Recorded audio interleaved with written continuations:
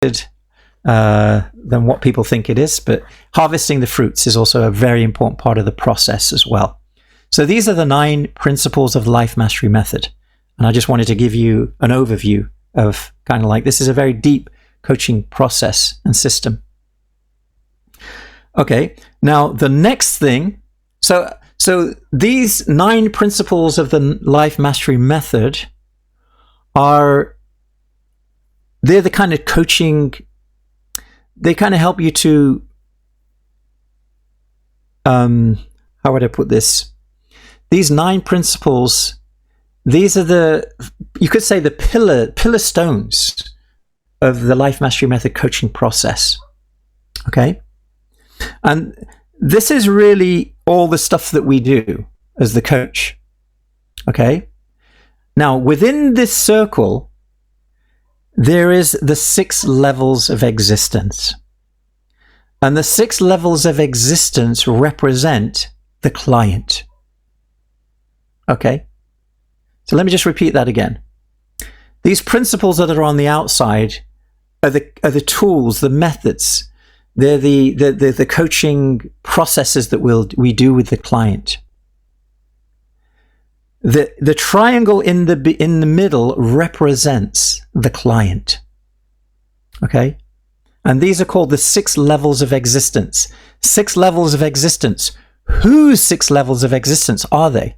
They're the clients. Okay? So whenever your client is trying to achieve an outcome or a goal or a big dream, their levels of existence will determine whether they achieve it, don't achieve it, how high they go, how long it takes, etc., etc. How happy they are, etc., etc. Okay?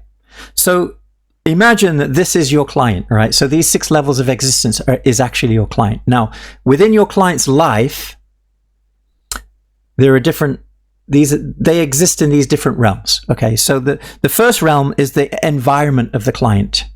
Okay, and very often when a client comes to you, they're going to be coming to you with an environment and results that they like or that they don't like, or that are okay. So it's either going to be, I love the results I'm getting in this area of my life, I don't like the results I'm getting in this area of my life, or somewhere in between. There are 4 levels of existence, 4 levels of environments, right? There's love and relationships. We talked about this. These are the 4 dimensions of life mastery. So if I go back over here, you can see these 4 levels of, 4 dimensions of life mastery: health, well-being, love and relationships. Okay? So this is your environment, or your client's environment. Okay? I know I'm kind of going very fast, and this is a little bit confusing for some of you first time, and I'm aware of that. But if that's happening to you right now and you're getting confused, it's like, oh my God, this is just so much information. That's good. It means you're learning some new things, and it means that it's okay. Everything will be slowly start to kind of make sense to you as well. So if this is a bit like overwhelming right now, don't worry. That's a good thing. It'll start to get clear as we go through the learning process. So the environments are the 4 dimensions of life mastery: health and well-being, love and relationships, vocation, career fulfillment, and time and money freedom. They're the 4 dimensions of life mastery. That's the environment of your client. Okay? That's the things that they really care about. They care about their health. They care about their well-being. Well-being means feeling fulfilled. Well-being means feeling like you have a meaningful life of purpose and joy, and etc., etc. The environment, love and relationships, is your client. The relationships in your client's life, the fulfillment and the love that they experience in their life. This is your client, right? It's about their career and their vocation. Do they love their job, or do they hate it? Are they doing what God has put them on this earth to do? Are they using their gifts for the good of all? Right? Just let these people in. Right? Or are they, like doing in a job that's soul destroying and they hate? So remember, the environment is your client's environment that they live in. Okay? So that's the first level of existence for your client, is the environment that they have. The second level of existence that your client has is the behavior. And these are the things that people do. Okay, so it's the behavior. These are the things that your client is doing. Behavior. And the third level of existence is capabilities. Capabilities are how well you do the behavior. At what level is your capability? Are you a newbie? Are you a superstar? You're a shipwreck survivor. You're a prince of the pity party. What is your capability? How good are you at doing those things? So this is what you're doing. This is the level of capability you have to do them with. Okay? And there are different kind of capabilities. There's EQ, emotional intelligence. That's a capability. There's IQ, intellectual capabilities. There's SQ, spiritual quotient. There's PQ, physical quotient. It means you're really good at physical things. You can make things. You can jump. You can run fast.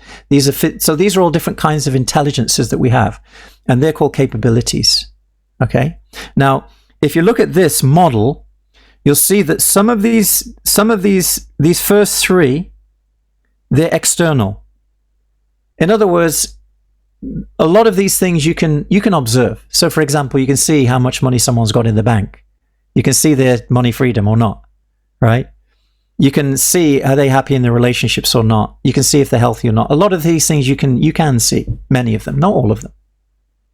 Remember, this is not a perfect situation, but it's a representation of something. So it's not exactly perfect. So, but a lot of these things are external. You can see behaviors as well. You can see what people are doing. Some capabilities are visible and some of them are invisible. Okay? So the next one is the internal dimensions, right? These are the internal levels of existence of your client. This would be the values of your client. What is important to them? What is not important to them? What's the hierarchy of their values? Right? What comes first? What comes second? Does family come first? Does health come first? Does money come first? Does your job come first? Right? Where do your values and what kind of how do you prioritize your values, and how are you living your values, and how do you translate your values? How do you define your values? This is the importance your client gives to something or not. So that's another level of existence. The next level of existence is the beliefs that your client has about a certain thing, right? And the stories that they tell themselves about those things, all right? So this is the internal dialogue, the belief systems that the client has about a situation. For example, let's say that you want to have time and money freedom. You want to become a millionaire coach, right? But you have a belief that says you don't deserve it. Look at your horoscope. Yeah? Your Venus is in a bad place or whatever, right? So we've got all these stories that we believe, and it's not aligned with what we want, right? And then the next level is alter identities. Your alter identities is who you are, or who you believe you are, because the beliefs that you have and the stories that you tell will determine who you think you are, right? So this normally begins when the client says, well, I am not that kind of person, or I am, fill in the blank. Whenever your client says I am, that is an identity statement, right? So for example, how do you identify yourself? Well, I'm a man, I'm a woman. I could be anything in between right now, right? the way the world is. I'm a man, I'm a woman, I'm young, I'm old, I'm fat, I'm thin, I'm rich, I'm poor, I'm good, I'm bad. I'm smart, I'm dumb. These are all things that this is who we believe we are. I'm happy, I'm sad. Right? I'm a coach, I'm a master coach, I'm a new coach, I'm an aspiring coach. I'm a chef, I'm a mother, I'm a father. I'm Indian, Hindu, Muslim, Christian, Jew, black, white, young or old. These are all identities, right? And we have multiple identities. As one person, we have multiple identities, and sometimes there's conflict in identities. Part of us wants this and the other part of us wants that. Part of us wants to be thin, fit, strong and healthy, and the other part of us wants to just sit on the couch and watch movies all day eating chocolate and chips, right? So we've got two things pulling us in different directions, right? So these are the 6 levels of existence of your client, and there's 3 more as well. There's actually 3 more. The 7th one is the quantum field. The 8th one is you as a spiritual being, spiritual soul. And the other one is the source of all things, the creator, or whatever you want to call that, right? So they're the 3 other dimensions, which are not mentioned here. So there's 9 dimensions totally, but there's six that we use in coaching primarily. Okay, so whenever we're coaching the client, we're coaching them in one of these levels.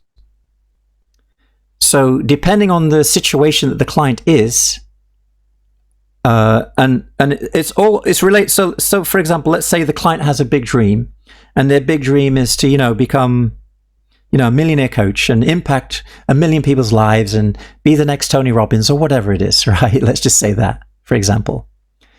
When we're coaching them, we will need to coach them on all of these 6 levels of existence to help them to achieve that outcome that they want.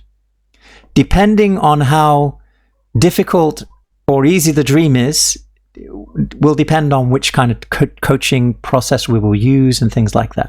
So hopefully, these 6 levels of existence represent the client's world, internal and external. Yeah, so internal and external. One other thing about the 6 levels of existence is this. Each level impacts the other level. For example, if you change your behavior, you will change your environment. If you change your behavior, that will also impact your capability. If you change your capabilities, it will impact how you do things. Okay? Normally, when a person fails to achieve an outcome or a goal that they have, it's because these levels of existence are not aligned.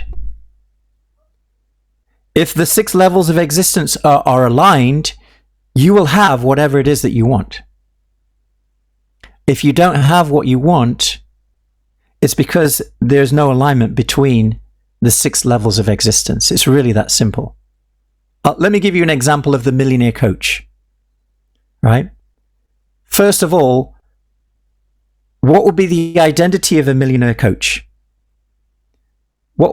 In other words, who do you need to be to become a millionaire coach? Right? The person that you are right now, if you're not a millionaire coach, is not the person you would be if you were a millionaire coach, by the way. Right? What kind of beliefs and stories would a millionaire coach have? What kind of values and how would they structure their values for a millionaire coach? What kind of capabilities would a millionaire coach have? They'd know how to get clients for sure. Right? They'd know how to get clients. They'd know how to charge prices. They'd know how to do, they'd know how to do the sales and everything. They'd know how to create an irresistible offer. There's so many things that they would be very good at, right? What kind of behavior would they have? What would they do on a daily basis? What would be their behavior? And as a result, they have they have $1 million coaching business and are impacting millions of people's lives. Why? Because of the behavior, capabilities, values, belief stories, and identities. Now, if you don't have what you want, well, let me put it another way. Your life is a reflection of this for you. In other words, whatever this is for you right now is what you're seeing in your life. So in other words, your identities, your beliefs and stories that you have right now, your hierarchy of values and things that you hold important to yourself, your capabilities, your behavior has created the exact environment that you're in right now.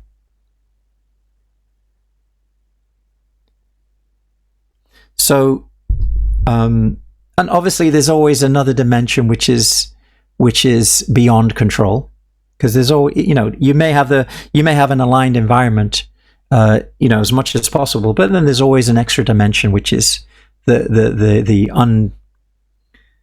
something that we have no control of as well. But the chances are, the closer aligned this is to the big dream that you have, the closer they are, the more closer you're going to be to that outcome that you desire. Okay? And you can test this. You can test this. This will become a little bit more clear as we're going through this process. So I've given you a very, very 30,000 foot overview of the Life Mastery Method. This is our foundational coaching system. You can see it's very deep. It's very profound, very, very meaningful.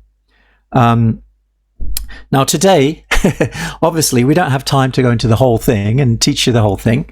So what we're going to do today is we're going to look at one or two of the principles. We're going to kind of touch the principle, which is identify discontent. Okay. That is the first coaching session that you do with the client, by the way. The first coaching session we do with the client is we help them to identify their discontent as a foundation stone to starting the coaching relationship with them. Okay. So I won't go into that. Give me a second.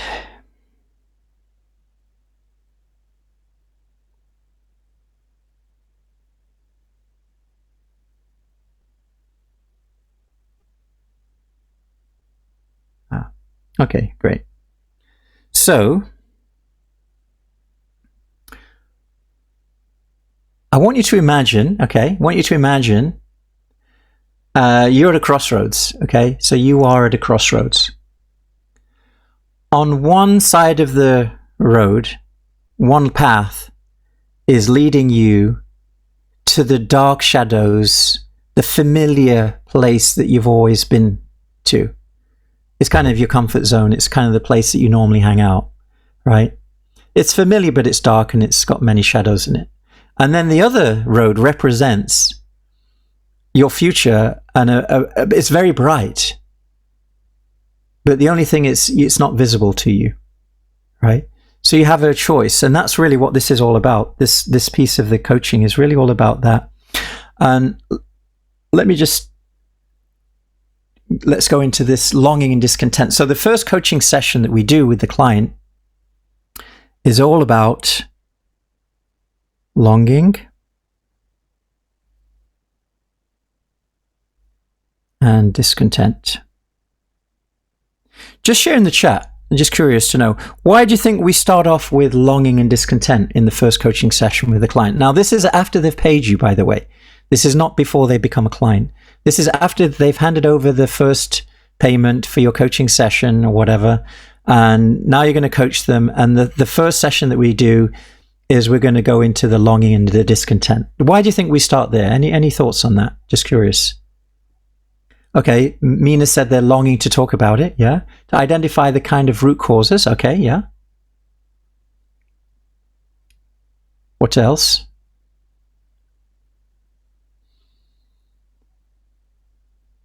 Any other thoughts on that? View the forms the basis of to seek the coaching, right? Becomes an anchor to understanding. Yes. Set the stage. Shortest way to address their need. To know what they desire in life, right? Yeah. It's the low-hanging fruit. If I were to ask you right now, like let me ask you this right now. What is your big dream? A dream that you would absolutely love to have in every area of your life. In terms of your love and relationships, what's your big dream? In terms of your career and vocation fulfillment, what's your big dream? What's your big dream in health and well-being? And what's your big dream in time and money freedom? If I were to ask you that question, like out of the blue, what would be your response to that?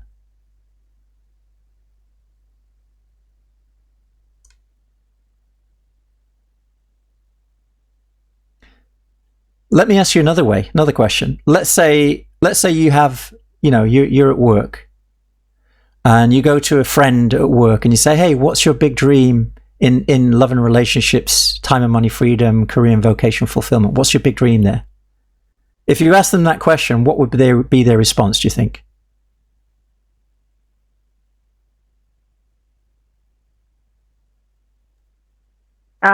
Just a simple thing, maybe having good relation, having a happy life, something like that. Yeah, they'll probably give you like a general response, like, yeah, well, I just want to be happy, right?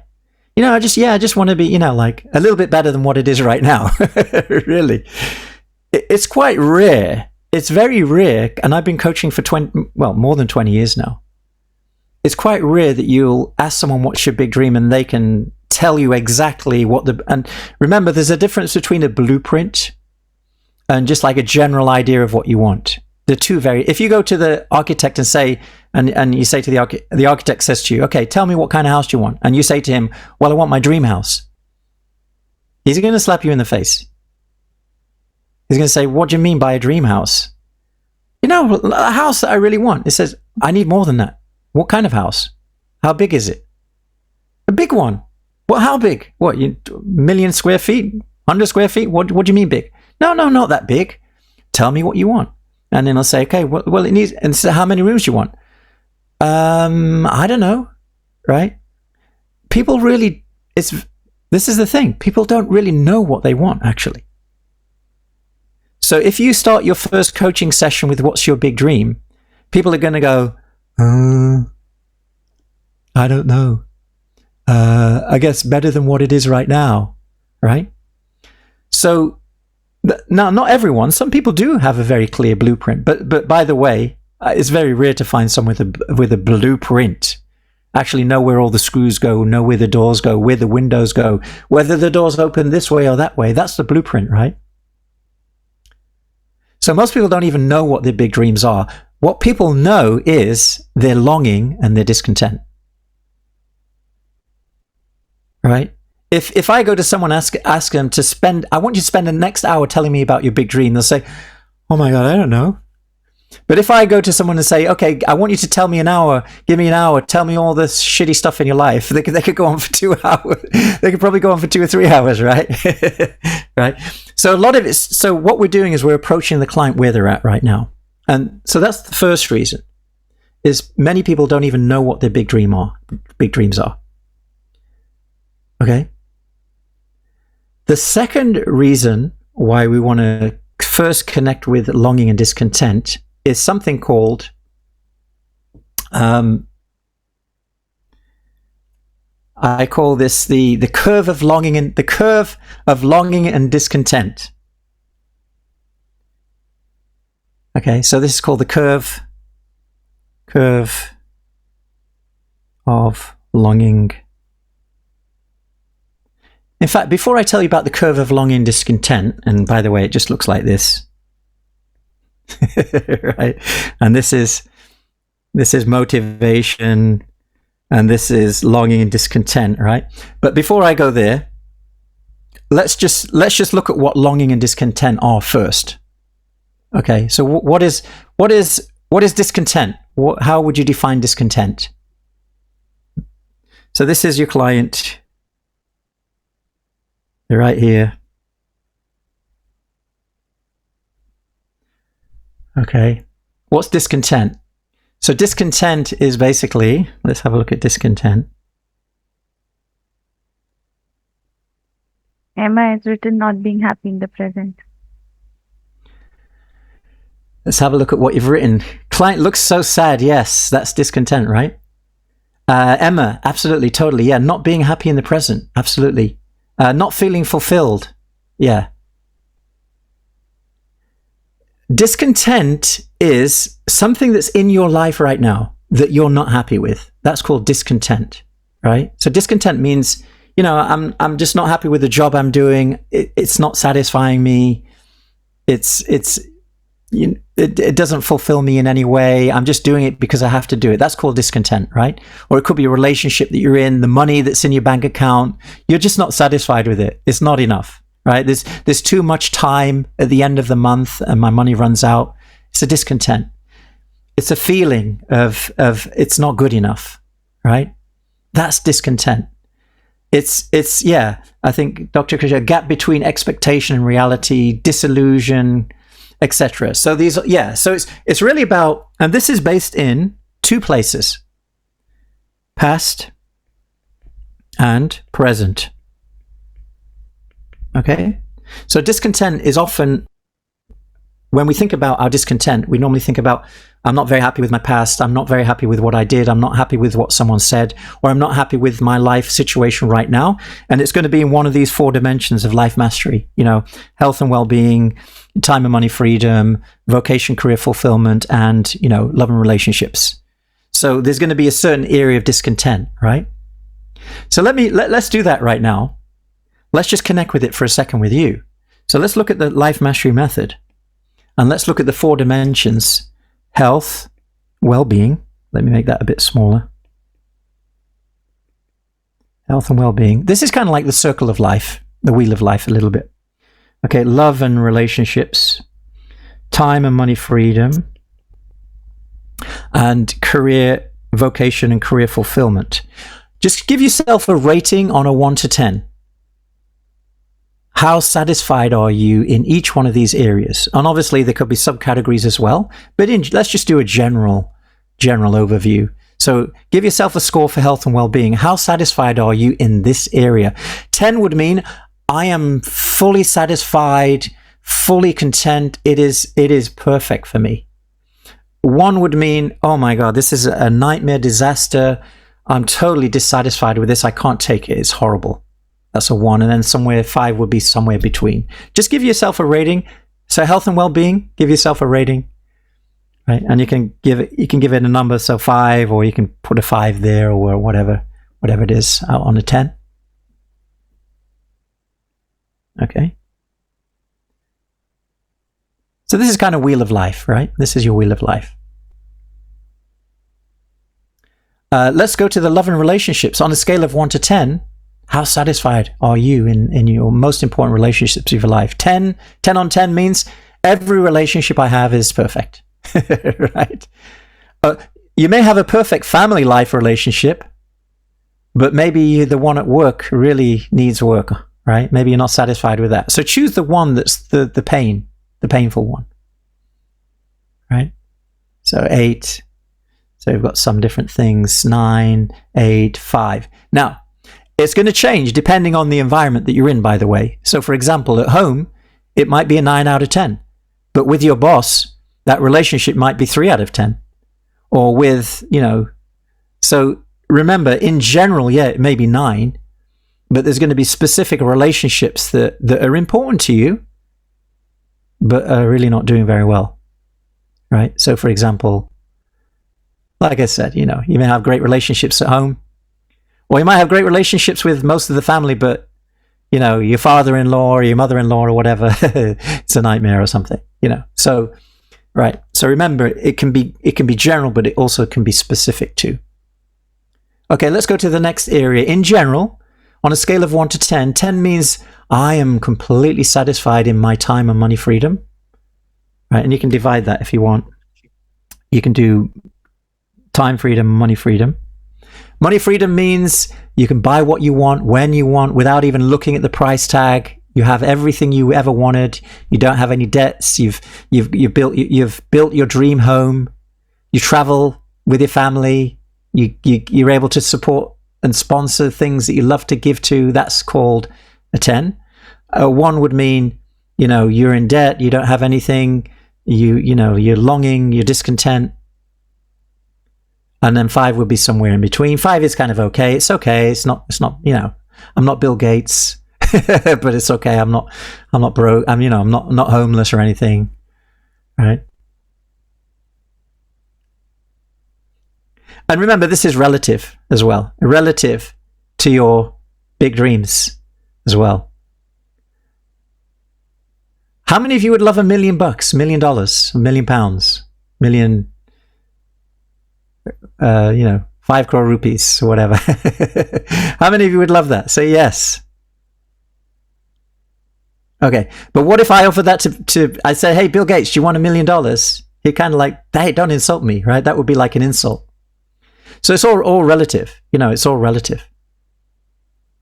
Like if you gave $1,000 to someone who doesn't have a home, in the middle of the street, that would be the 10 for them. That would be like, 10 on 10 today. So remember, this is all relative to your current longing and discontent. graph, and we'll look at your longing and discontent graph in a minute. Okay, so time, money, freedom. Now give yourself a vocation, career fulfillment. Vocation. You're doing what you love to do every day. You're using your unique talents and gifts. You feel so blessed. You love Mondays. You love Monday mornings because it's an opportunity to go and do your special magic. That's a 10, right? A 1 would mean, oh my God, oh, I hate my job. I can't believe I have to go. I hate Mondays. Right, where are you? June 5, right? See, 5 is okay, right? 5 is okay. 6 is okay. You know what I mean? 10. Okay, some of you 10, 2, 7. Okay. And remember, this is all unique. It depends. Everyone's got their own, definition of their dreams and what it means to them and everything like that, right? If you love your job so much, you shouldn't be here. You should be going and do your job. Or maybe you're a coach already. Okay, that's great. Okay. All right. So this is what we mean by longing and longing and discontent is related to this, right? Longing and discontent. It's where you are, where you want to be. Okay? So it's where you are, where you want to be. So if we go back to this little fellow over here, so we looked at so the discontent is normally related to the past and the present, right? I'm not satisfied with what I've got, longing is based in the future. A longing is something that you want that you don't have, right? So longing it's a wish. Oh my God, I wish I had this. I wish I could, get my business working. I wish I could get another client. I wish I could have a better job. I wish I could, have someone that didn't nag me all the time. I wish I could do this. It's a longing. It's something that you want that you don't have. So this is something that you kind of like, this is a longing, like this is a discontent. I'm not satisfied with what I've got. And longing is, a desire to have something that I don't have. So almost this is, I want to get rid of this crappy thing. And this is like, I want to have this thing, right? So this is longing and discontent. And this is normally future-based. This is future-based, okay? Now, I want to bring another dimension to this. Both of these things have a blessing to them. Well, let me ask you a question. What is the blessing of longing and discontent? What is the blessing of longing and discontent?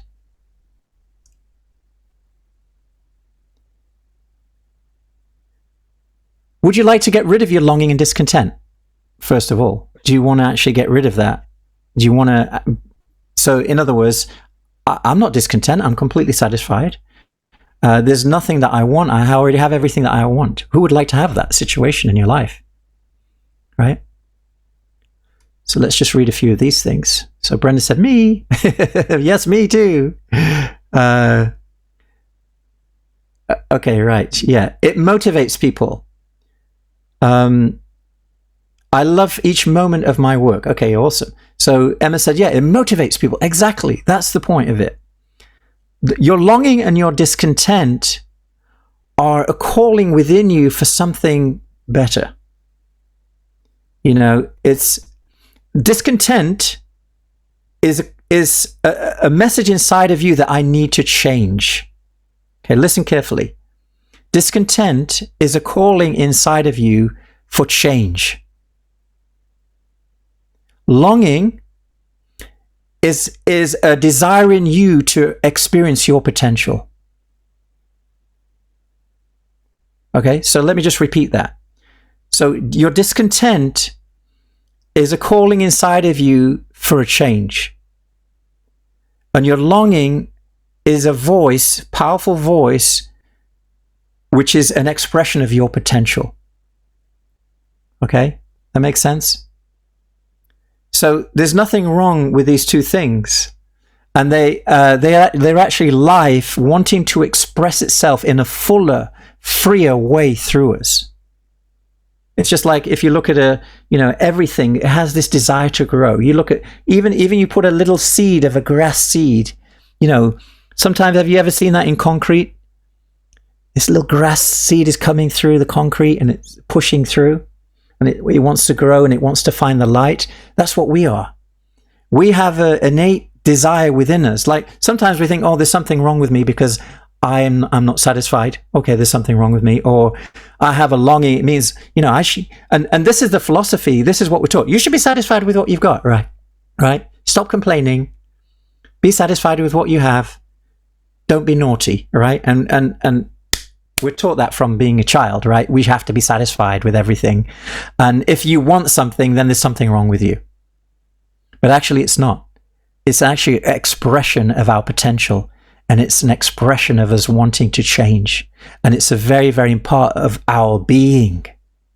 So we need to, so instead of, this is what most people do, is they try to get rid of the longing and discontent and pretend it doesn't exist, which is, but inside of them, it comes out in expresses itself in different ways, doesn't it? Expresses your longing and your discontent will eventually become like an addiction. It'll become something, you try and hide it away with alcohol or drugs or something like that, right? Because you're just trying to close your emotions down. So that's what most people do, because they don't know how. This is the thing. This is where the coaching comes in, because a coach knows how to help the client to experience this potential and to create that change. And that's where the power of coaching is. And that's why coaching is so powerful, because you're actually facilitating your client to discover their potential and make the shift and change that they want to change. It's very, very powerful. Okay, so longing and discontent, they're actually blessings. They are very, very powerful blessings for us. They're a signal that we have a misaligned frequency. Let me look at it now. Let's look at it from the spiritual dimension, okay? Discontent has a frequency to it, right? Everything has a frequency. Everything is energy, frequency, and vibration, right? Everything within the universe is energy, frequency, and vibration. Every single thing within the universe has a frequency, including your thoughts, including, your telephone number. Your telephone number is a frequency. That number that you've got, 981-753-6264, whatever it is, that is a frequency. And when people connect with that frequency, that's when you're able to talk to each other. When I dial your number, I'm dialing your frequency. And that allows us to connect. What are we doing? We're connecting on a frequency. So every single thing within the universe is a frequency, right? Including your thoughts, including things, including sounds, everything. For example, radio. If you look at radio, when I don't know if you'd know, now everything's like electronic, but when I was young, you had to turn the dial, and you had to dial in the frequency on the radio. And when you turn it to the right frequency, it's like, and then when you get it, oh, there's the voice, and you dial it in. Oh, wow. Now what you're doing is you're dialing into the frequency of that channel. And when the frequencies match, the signal comes through. Same thing with television, same thing with Wi-Fi, same thing with internet. Everything is a frequency, right? So that's energy, frequency, and vibration. That's what the universe, these are the key components of the universe, right? So these are the components of life itself. So when you're discontent, the thing that you're discontent has a frequency, right? So it has a frequency, it has a vibration frequency. Longing also has a frequency, right? The thing that you want. In other words, let's say you want that, that beautiful mansion or that beautiful car or that beautiful house, or you want love, or you want to be healthy. All of those things have a frequency. Now, when you're in the frequency of longing, you will get more of that. Right? So what is the frequency of longing? The frequency of longing, and this is a bit spiritual. I know it's a bit spiritual, but it's okay. If you don't like it, you shouldn't be. So if your frequency is longing, right? It doesn't feel good, does it? How many of you are like, oh my God, I'm so lonely. I wish I had someone in my life. Isn't that horrible? I've been there myself, many times, right? In different areas. In business, I've been there. I've been there in relationships. I've been there. I've been there in feelings about myself. I've been had that longing feelings. It doesn't feel very nice. It's a vibrational frequency that you're in. Okay? That makes sense. And when you're vibrating that frequency, what are you going to get? More of that. You're going to get more of that. By desiring something more, wanting something more is not going to bring it faster. It's actually going to put you in a resonance which is not conducive to you achieving what you want, actually. It's actually counterproductive. But it's a signal. It's just like, have you ever had a pain in your body? And that's a stupid question. Of course you have, right? You've had a headache. You've had, or maybe your leg hurts. And you're getting some pain. And then you look down and you look at your leg and you see, oh my God, there's a mosquito just bit my leg. Oh, right? And it hurts, doesn't it? Right? It is a signal that something is wrong. Or let's say, you're walking and then you get pain in your foot. It's a signal that you just stood on a nail, right? And you need to pull it out.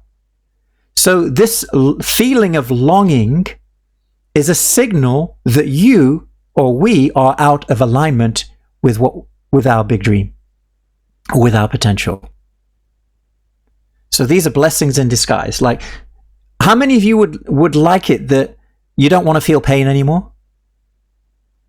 That would be not a good thing, because you put your hand in your fire and you don't feel the pain, your hand would be burning off and you wouldn't even know it, right? Some people have that, right? They don't feel pain and they have to be very careful because they could cut their finger off and they don't even know it.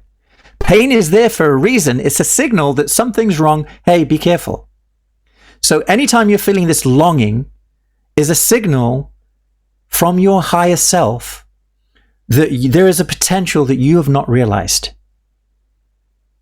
And in the same way with discontent is a signal, is a frequency letting you know that there is something that needs to change. It could be within you. It does. By the way, when I say change does not mean environment, although it could mean environment. For example, if you're having a bad let's say if you're discontent with the relationship with your spouse, it doesn't mean, oh, I need to change my spouse, right? It doesn't mean that. But it means something needs to change. And sometimes it could be the spouse. In many cases, it is a spouse. But like if you look at cultured civilization, most people don't go that route. That would be the very, very last resort, right? They would think, okay, what do I need to change in myself? Is there something I need to be different? I need to learn some new skills. I need to work on my capabilities. I need to change my behavior. I need to realign my values because our values are out of alignment. Or I need to work on myself, my identity. Or I need to change my stories and beliefs because this ain't working. Something needs to change at one of those 6 levels of existence. It could also be the environment sometimes. Like if you're in a toxic relationship, abusive relationship, sometimes you might need to change your environment, right?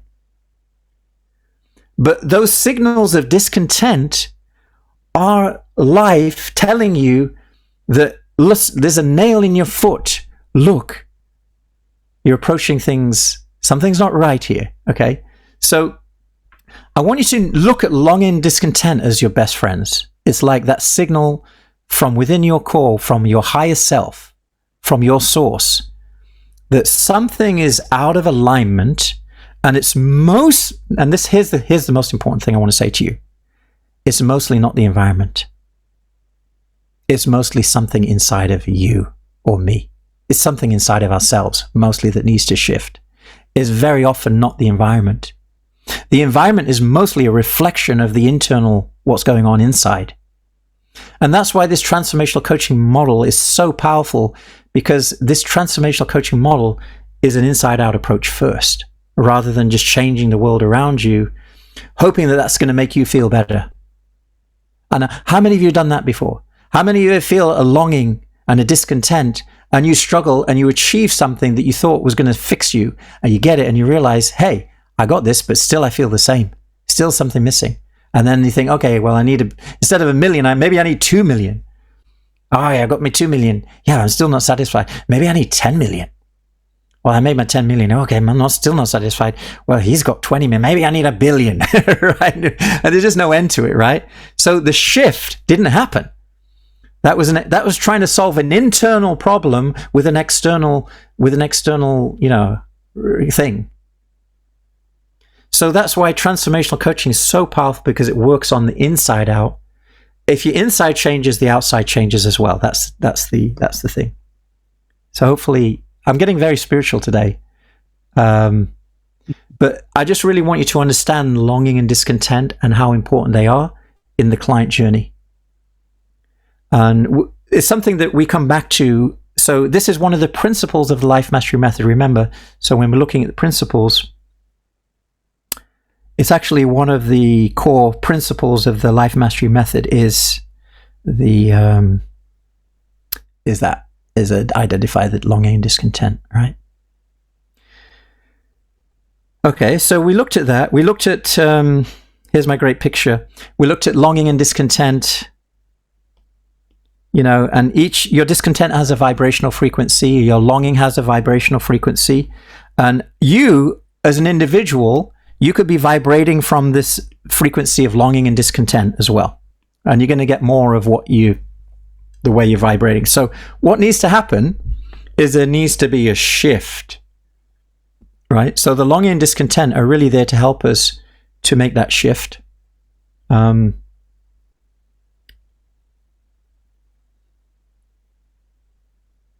Oops. Let's just have a look at that in a second. This is let me share with you the old bell curve here. This is the curve. This is the curve of longing and discontent, right? Curve of longing and discontent. So it looks something like this, right? So you've got high over here, you've got low over here, you've got high here, and this is level of longing and discontent, right? So this is so your level of longing and discontent. It could be, oh my God, I have so much longing and discontent. It's really high, right? And then you've got low. No, I'm completely satisfied. I don't want anything. I'm completely satisfied. Everything is good. Everything's fine. It's okay. No worries, right? So you've got that. And then you've got motivation to change. This is motivation to change.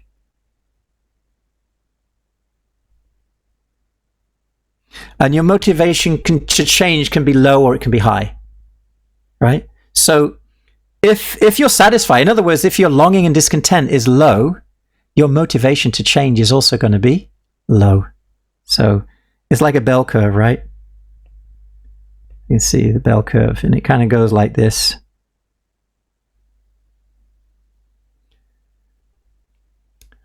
I'll explain how that works in a second. So you can see this is the peak. This is the peak.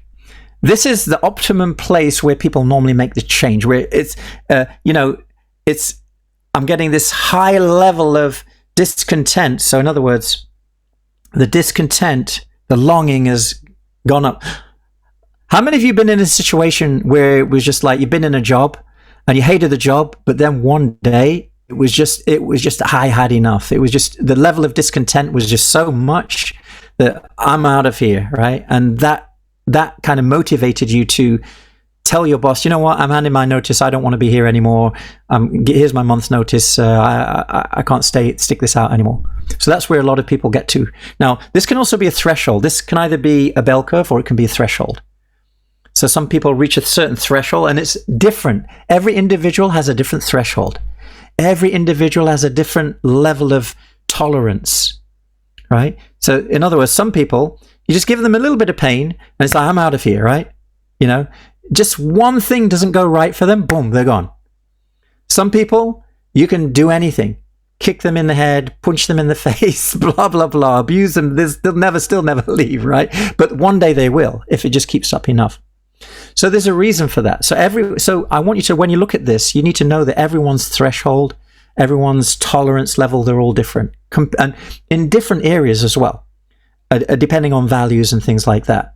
There are certain things that you'll tolerate because, it's okay. But there's some things you'll never tolerate because it's just goes completely against your core values or something like that, right? So it's very dynamic when you're looking at the motivation to change.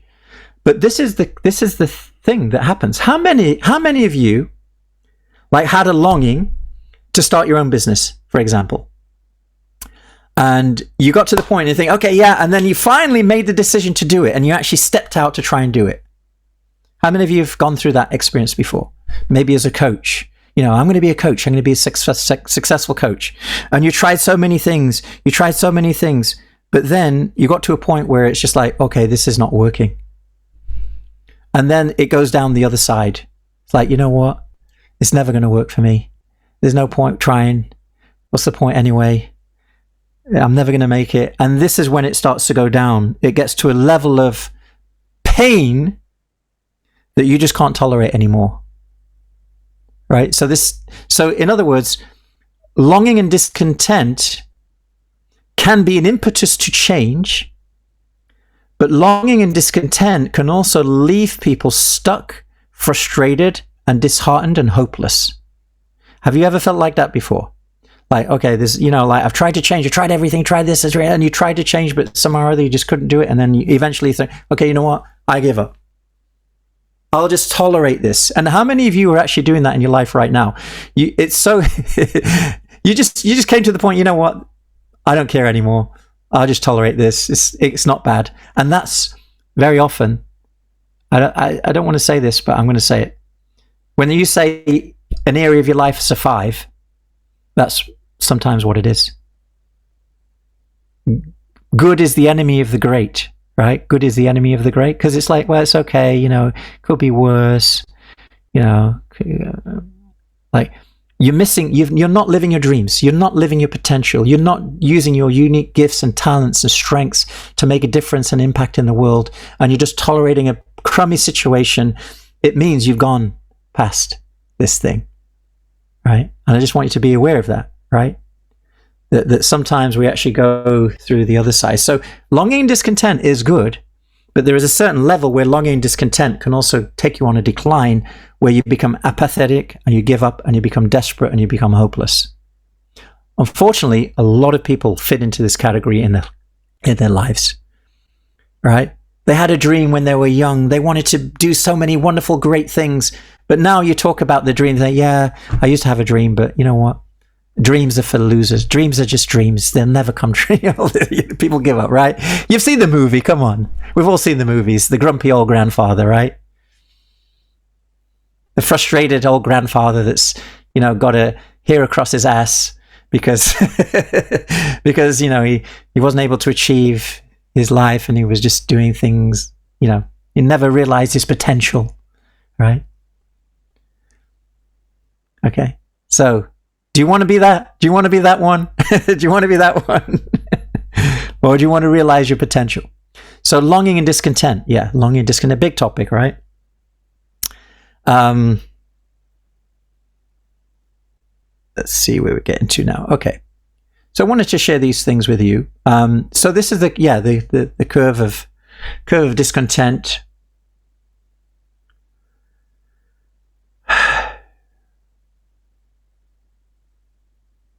So the sweet spot is really, there is a sweet spot there. But I want to bring your awareness to this because as a coach or as a future coach, if that's what you want to be, every single day we are working in the realm of helping people to achieve and realize their potential.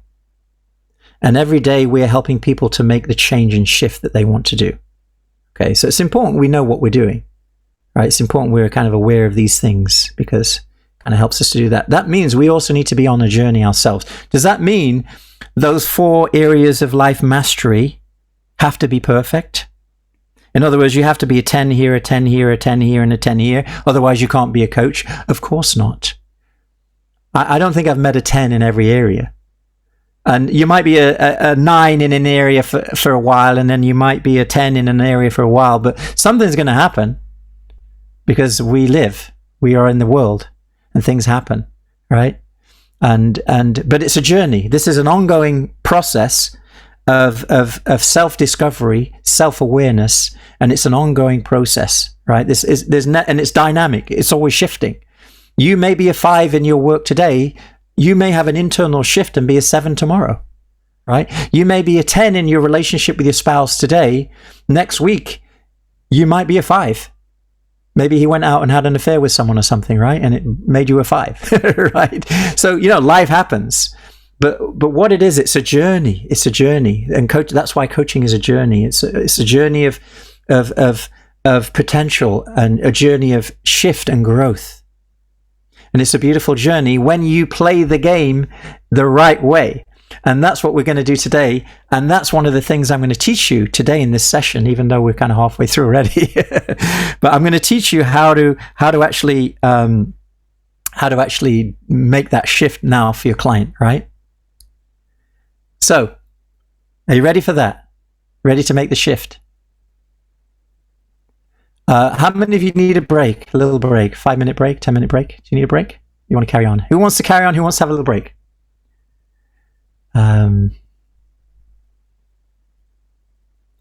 Yeah, situations are dynamic for sure. Some of you are saying break and some of you are saying carry on. So let's take a little loo break. Let's say water in, water out. So let's just take, let me give you, let's say, I'm going to give you 8 minutes, okay? So let's just give you a timer. 10 minutes. Let's just give you 10 minutes. Let's give you 10 minutes. So we'll start in 10 minutes, and when the timer gets to 0, we'll start the session again. I'll see you soon, everyone. See you soon. Yes.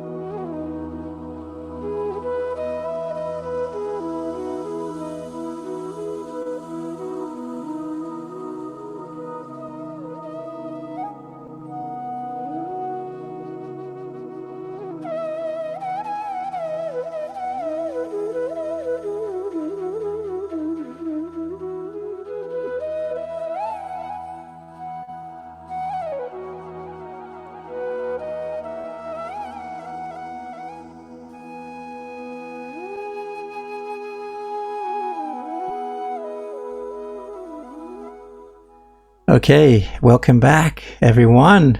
Hope you had a good little break. Ready to dive back in to the session.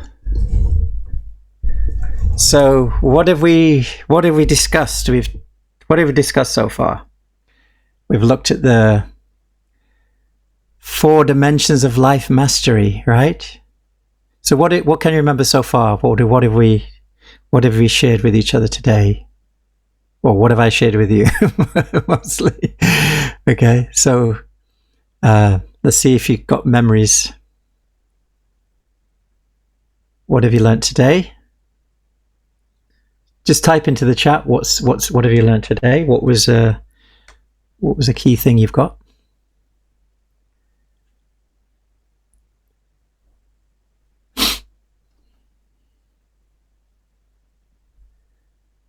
I think either everyone's still on a break or they're just writing like paragraphs. Or you haven't learned anything. Saraswati says you're back. Welcome back. 6 levels of existence, 4 dimensions of life mastery. Preeti said longing and discomfort are good.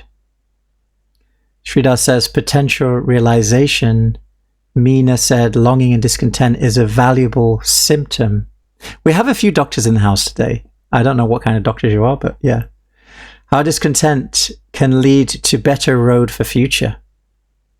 Learn about the 4 dimensions and how they affect our levels of existence.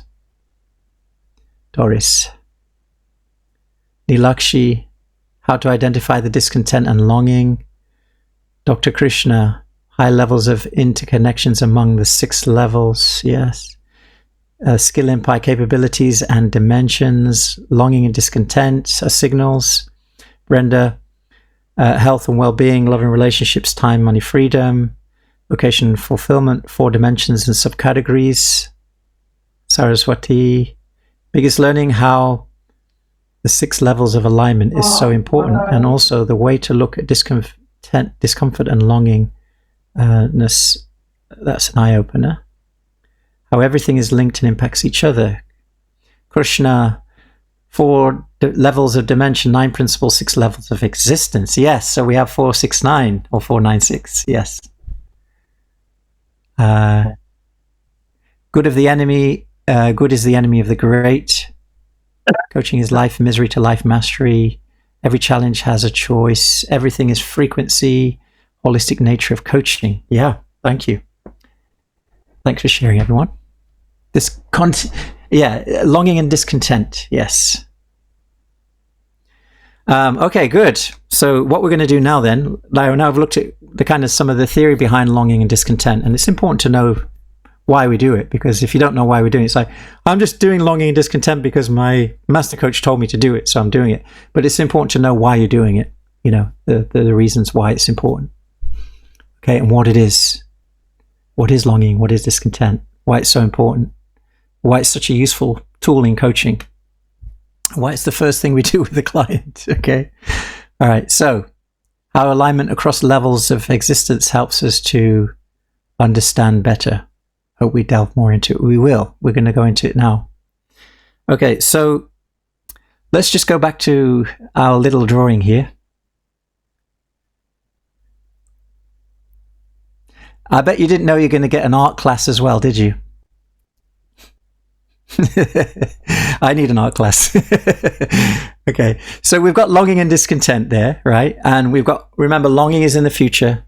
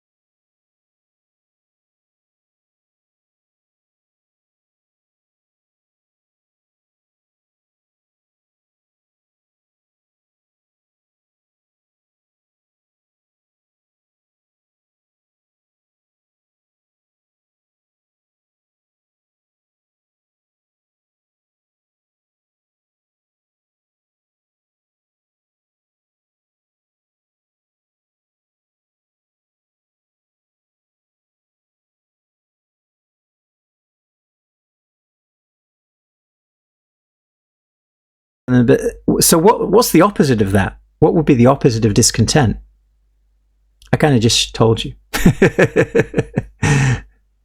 And it's not directly opposite, but it's going towards the other end of the scale, vibration scale, right? So the other vibration scale would be, I am so grateful. I am so thankful and happy now that I have, right? So that's the opposite, right? So like discontent would mean, oh my God, I hate my husband or wife or whatever, right? The opposite would be, I'm so grateful that this person is in my life. I wake up and I'm so happy that you're here, right? That's a feeling of gratitude. And that is a match to the big dream. By the way, that frequency of gratitude is matching the kind of experience you would feel when you achieve your big dream. So here's one shift that you can help your clients to do. The very, very first shift that when we're coaching a client is we're helping them with the identity, make a shift in identity.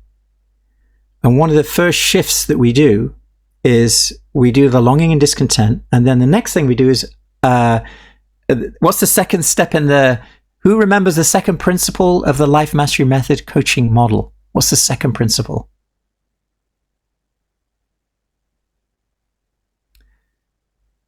Can anyone? If you're one of my coaches, don't tell, because I know that you know already. But if you're not one of our coaches, can you remember what the second principle of the Life Mastery Method was? Discover the big dream, correct? Okay, so prize coming your way. Vigyesh, Dr. Preeti, Saraswati, yes. It's the big dream, and it's part of the blueprint. Okay, so if I go over here, let's just go back to that then. So discover the big dream. So the first place we coach the client, and we don't want to spend too long here, but we spend maybe about 30 minutes on helping them to look at the 4 dimensions of life. Okay, what are you discontent with in each area? And, asking a few questions there. And then we go into the next thing. Is okay, the next question. So what's the next question we ask is, we go into the big dream with the client. And the question is this: in this area of your life, what would you love? Is that simple, right? In this area of your life, so for example, health and well-being, and let's say they get specific, the way they look and the way they feel about themselves. So we say, well, what would you love? How would you love to look? How would you love to feel about yourself? And that's the coaching question. You don't overcomplicate it, please. You do not need to overcomplicate this. It's really, really simple. You just ask, what would you love? And you just give them space to think. One of the most important things you need to do in your coaching sessions is give your clients space to think. Do not fill every space with noise. Ask your question and keep it shut. And the question is this: in this area of your life, whatever it is, fill in the blank, what would you love? And no one has ever asked them this question before. You need to remember that. No one has ever asked them this question before. What's your big dream in this area of your life? What would you love to have? Let's imagine money, time, capabilities. There's no barrier. You're totally free. You can have anything you want in that area of your life. What would you love? That's the simple question. Now, here's the problem with this. What most people will tell you is an improvement goal. Most people will give you an improvement goal. And what's an improvement goal? An improvement goal is not a big dream. An improvement goal is a little bit better than this crappy situation that I have right now. That's called an improvement goal. That's not a big dream. So for example, let's say if you're having a bad relationship or with your boss, a little bit better would be, well, if I could have a better relationship with my boss. Or an improvement goal would be, let's say you're in a job that you hate. An improvement goal would be to get a promotion and get an increase in your salary in a job that you hate. That's called an improvement goal. It's not a big dream. Most people, when they're setting goals, create improvement goals that are just a little bit better or a little bit more than what they've already got. That is not a big dream. Okay, big dreams are, what would you, if there was no, in other words, there's no limitation on your potential. There's no limitation on what you can earn or what you can do in terms of, your life. And when I say there's no limitation, I mean, I'm not, don't take it to, crazy extremes or anything.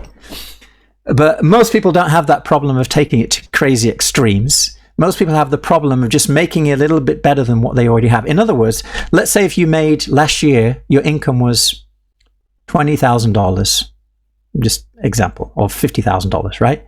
A little bit better would be, well, if I can make $100,000, that's a little bit better, right? It's not a big dream, though. And it's not always about money, by the way. Money is just one dimension. It's one very important dimension, by the way. And you might be saying to yourself right now, yeah, well, money's not important to me. Story. Of course it's important to you. It's just a story you're telling yourself that it's not important to you. Why? Because you already went on the other side of the bell curve and you gave up on it. You know it's true. It's like sour grapes. You know the story of the sour grapes? The fox on the tree, and he's looking at the grapes in the tree, and he's jumping to try and get these delicious, sweet, juicy grapes. And he can't reach. So then he just says, they're sour anyway. And then he walks off. Right? They're probably sour anyway. That's sour grapes. So very often we're like that. We think, we people that have money, that they're exploitations. People have money are greedy. People have money at what? All stories. Belief systems. Right? And that's why you don't have it.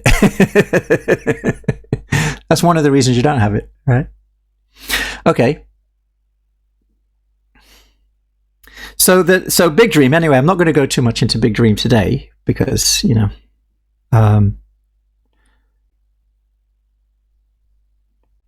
let's just say that you choose one area of life. In fact, let's just do this right now. Choose one of those 4 dimensions of your life mastery. Okay, choose one area. So it could be an area that you're discontent with, an area that you want to change, an area that you have so much more potential there, right? How many of you believe, if you say 10, like some people say, oh, I'm a 10 in this area of life, right? So in other words, in terms of love and relationships, I'm already a 10, my friend. Well, let me ask you this question. Have you maxed out on your potential? Is that what you're telling me? Have you reached your full potential in your relationships? Because if you say 10, that's what you're saying. Oh, I'm already a 10 in my relationships. Okay, yeah, you're satisfied. I love that. It's good that you're satisfied. You're grateful. And that's beautiful. But remember, there's also an element of potential. Have you realized your full potential in this area? Okay, so if someone tells me I'm a 10 in this area, right? And they're in debt. In my finances, I'm a 10 or whatever. Anyway, that's not going to happen normally, but let's just say that someone said like 7 or an 8. So you've reached your full potential in terms of this area of your life? No. I have so much more potential. Okay, in terms of your potential, where are you then on a scale of 1 to 10? In terms of your potential in this area of your life? Right? Oh, that changes things. Hopefully. Right? Okay, so what would your potential look like? Right? So these are big dream questions, right? So these are all big dream questions. If you were to achieve your potential in money and time freedom, what would that look like? What would you love? Oh, okay. Or if you were to achieve your potential in health and well-being, what would that look like? How would that feel? What would that sound like? Describe it to me. Okay, these are all big dream questions, okay? Okay. Let's do something. One of the things I wanted to do today is, let me just get comfortable first. One of the things I want to do today is I want to look at the power of coaching questions and how coaching questions are very, very powerful. Okay, and it's specifically related to what we've been talking about today.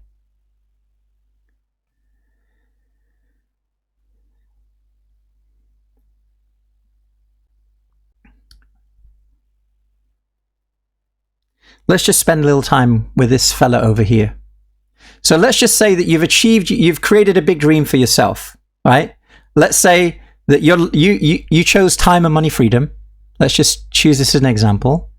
You're discontent with the income that you're making right now. You know you have so much more potential in that area of your life, and you're not satisfied. You don't like being in debt.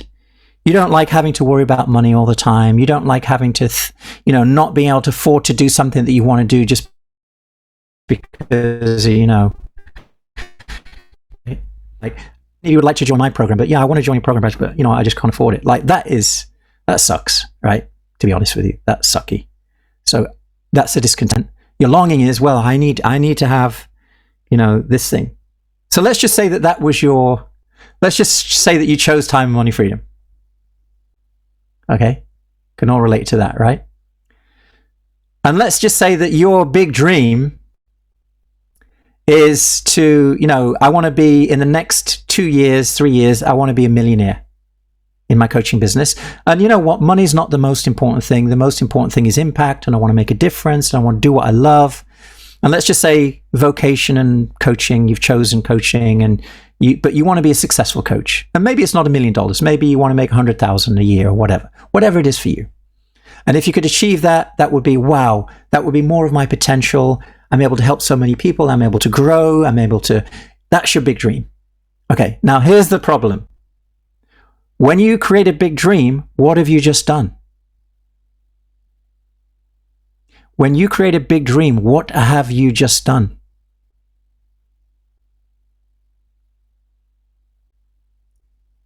Type it into the chat.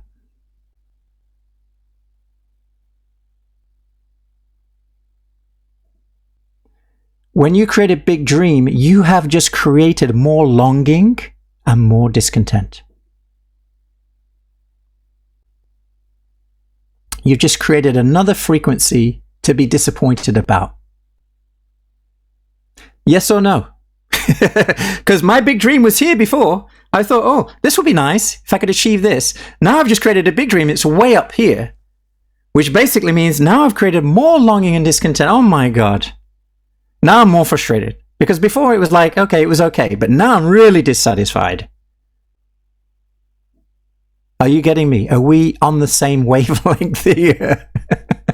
More longing. You've created more longing. Because before you just thought, well, if I could just pay my bills, I'd be okay. Now I've created a big dream of a millionaire, which is 10 times more than the other thing I wanted. Oh my God. And now you're really getting longing. Because I'll tell you what, let's say if you make $1 million and you experience $1 million lifestyle and then the next week you lose it, it's more painful. Because before you were poor and it was okay, it was normal. Now you became a millionaire for a year. Now it's taken away from you. You can't go back to that poor level again now. Oh. Right? More discontent, more longing. So, what's the solution, my friends? So, I want to share this with you.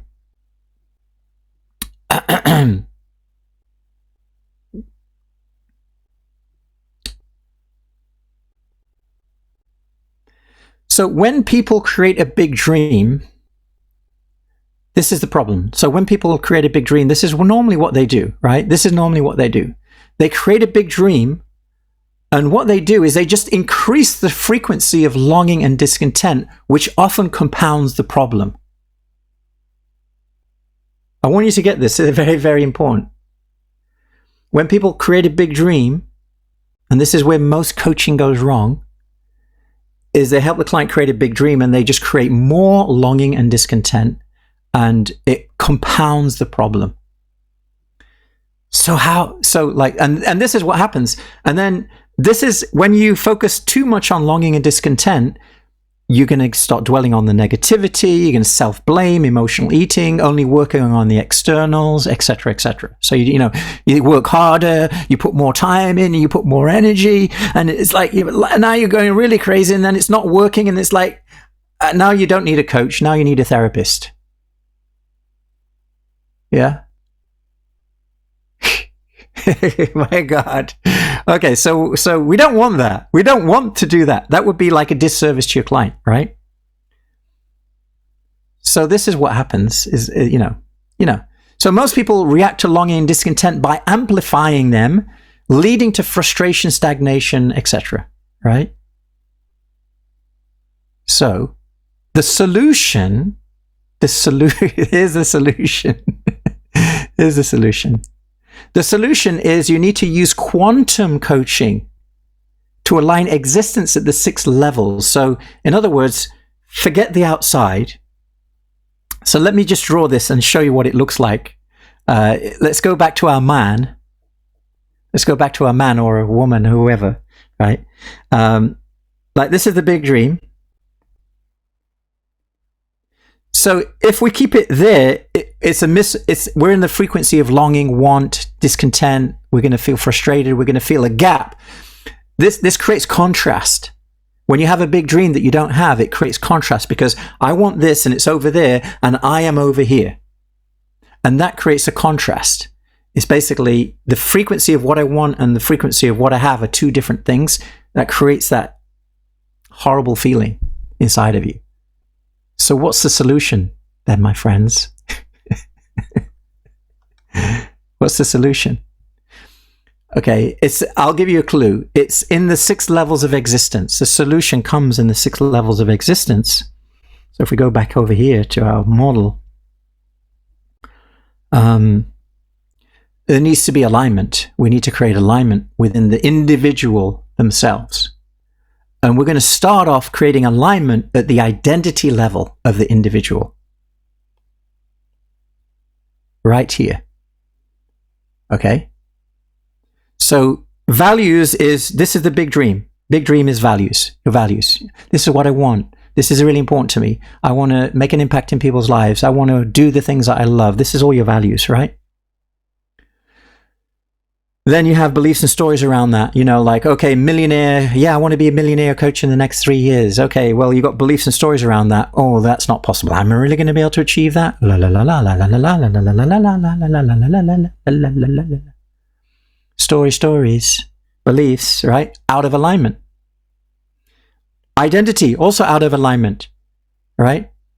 Because you are not matching the frequency of what you want. So if we look over here, this is where we shift into align existence. So we need to make sure that whatever the big dream that you have, you are in alignment with it. If you're, let's go back to my little diagram over here. If you are here and your big dream is over there, you're not in alignment. There's a mismatch, okay? Because your big dream actually has a frequency, and it's the frequency is I'm going to give it this beautiful blue color. Your big dream, actual big dream, not just the thought of it, is a blue vibration. But you are a red vibration. And that red vibration is longing, I wish I had this, I don't have it. And it's all about want, not having, I wish I had it, and blah, blah, blah. And it's frustration, it's pain. And what is the gift of longing and discontent? What is the gift of that feeling? What is the gift of the feeling of longing and discontent? What's the gift? The gift is you're out of alignment. It's a signal that you are out of alignment. So what do we need to do?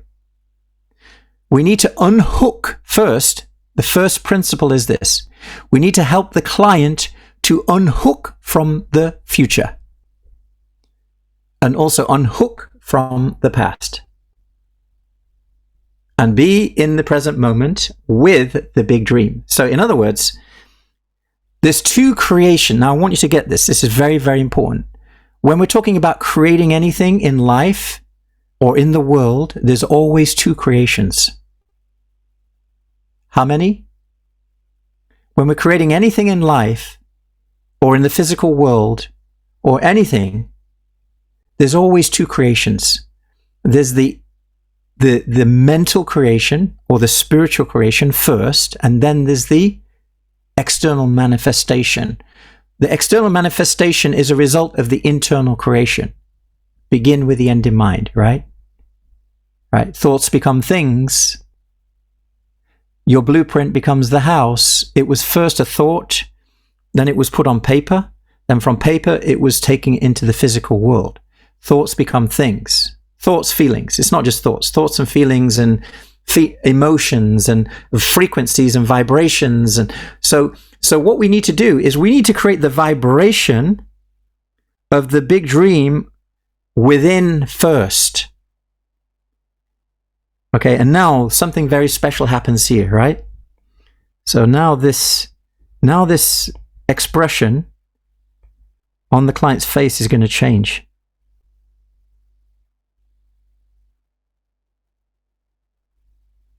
Right? Have you ever felt gratitude before? Deep gratitude. That's what identity is all about. Identity is not about saying to yourself, I am great, I am great, I am great. It's not about saying that. It's about having the feeling of feeling great, feeling grateful, feeling joy, feeling happiness in the moment before the physical manifestation. Because normally what we do is say, well, if I have this, and have you heard of the be, do, have model? Who's heard of be, do, have? Right? So most people approach the world from have, do, be. Right? And it looks like this. Well, if I had a nice husband, or if I had $1 million, then I would be able to do all those beautiful things that I wanted to do, and then I would be happy. Or if I had a handsome husband, I would be able to look at him and my heart would swoon, and then I would be happy. Or if I had a yacht, I'd be able to go to the different islands in the Caribbean, and then I'll be happy. That's called the be, do, have. But there's a problem with that, is your happiness depends on something external outside of yourself, which you cannot control. Well, you can control it, but most people try and control it the wrong way around. So that's the outside-in approach, right? The inside-out approach is be, then do, then have. In other words, be. I am feeling so grateful. I'm creating it first on the inside first, and then my actions are inspired, and then I will have those things that I desire. So this is the be, do, have. It's an outside-in approach. So inside-out approach, sorry. Right, so be, first be. So when we're talking about be, do, have, it's all about the 6 levels of existence. We're starting here with the alter identity level, the be, being. Sometimes people think, like they do this wrong, totally wrong. Like when they're coaching, they say, well, who would you need to be in order to achieve this? And then they write down who they need to be. Is bullshit. Doesn't work. Sorry, forgive me. Forgive me for speaking like that. I just want to make a point. It doesn't work. You have to be it. You have to, being means you're feeling it. So in other words, I want you to feel what it would feel like if you already had it. I want you to see it in your mind as if it's already there. It's already with you. I want you to feel the gratitude that you would feel if it was already with you already. Okay, law of attraction stuff. It works. This is true. I mean, these things are real, but it's, by the way, this is very different from that. I'll tell you why, because this also has practical stuff too. There's also strategies, optimizing your environment and all those kind of things. And there's, we're looking at the whole gamut, making sure your value is aligned, making sure you have the capabilities, because you may not have the skills. You want to be a millionaire, but you don't have the skills of a millionaire. Sorry, mate. You're going to have to get those skills, right? Or you might have values. One part of you wants to be the millionaire, but the other part of you, doesn't want to give any value to anyone and just want to be selfish, right? It's not going to work. Or, you might have stories that are not aligned with each other or whatever, right? So this is not just law of attraction. That's just one piece of it, right? So remember, mental creation precedes physical creation. Everything is created twice. First, the mental creation, then the physical creation. Thoughts become things, emotion, and it's not just thoughts, it's thoughts and feelings, right? So it's that feeling of gratitude. So one of the things that we do with clients, along with the big dream work that we do with the client, is we help them to to experience what it would feel like and how they would be experiencing it as if it's already there. That's the first creation. Okay? What happens when you do that? How do you feel? Okay, just feel grateful. Feel grateful right now. So we all know what it feels like to be grateful, to feel love, to feel gratitude, to feel these things. So what we're doing is we're helping the client. See, because this is what your client's going to do. They're going to have the big dream. Then they're going to think about what they need to do. They're going to start working towards their goal. It's not going to work. And then they're going to get more frustrated. They're going to start thinking, I have to work harder, I have to do this, I have to do that. And your coaching is going to be not very impactful. Something. But not very not transformational. That's not transformational coaching. Just finding out what a person's goal is and then asking what you're going to do this week to achieve it is not transformational coaching. That's just creating a list of things to do. Anyone can do that. It's useless coaching, by the way, because they can make their own list of all the things that they need to do. If I do a coaching session, I just watch your goal and they say, my goal is to lose weight. And then I ask them, what are you going to do this week? And they say, well, I'm going to go to the gym and do this and that. That coaching is not adding any value. They could have done that themselves. And that's what most coaching is. And that's what most coaches will teach you. Most coaching trainers will teach you how to do that. Just that stupid thing. I mean, it's not stupid. I mean, I'm being heavy here, but that's what most coaching trainings will teach you how to do. Get the goal, find out what they're going to do this week, and then hold them accountable. There's benefit there for sure, holding people accountable, but it's all outside in approach. It's all external. It's all force, willpower, force, and it doesn't last very long. And it's very unlikely that they're going to achieve a transformation, especially in 4 dimensions, and they're not going to achieve a big dream. That process won't work. Okay? So it needs to be so much deeper, right? It needs to be so much deeper, right? So we go to alter identities. And this is just one dimension. I'm just giving you a high level overview of just this piece. I mean, this is so deep in itself. We're just kind of touching the surface here right now.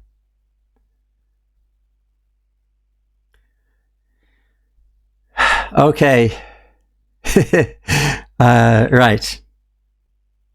Now, let's get into questions, coaching questions.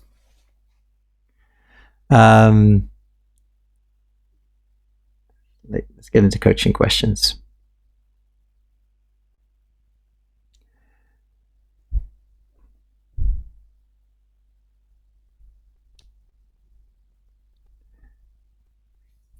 So when we ask coaching questions, this is very, very important. I'm going to share with you the secrets to quantum coaching now, right? The secrets to quantum coaching. In fact, what I've been teaching is quantum coaching today. I've been teaching you quantum coaching. So quantum coaching is when you help the client to make the internal shift, right? The shift in themselves. So this is very important. Whenever we're coaching the client, we actually never coach a client on their big dream. I'm going to repeat this because it sounds weird. When we're coaching a client, we're never coaching them on their big dream. What are we coaching them on?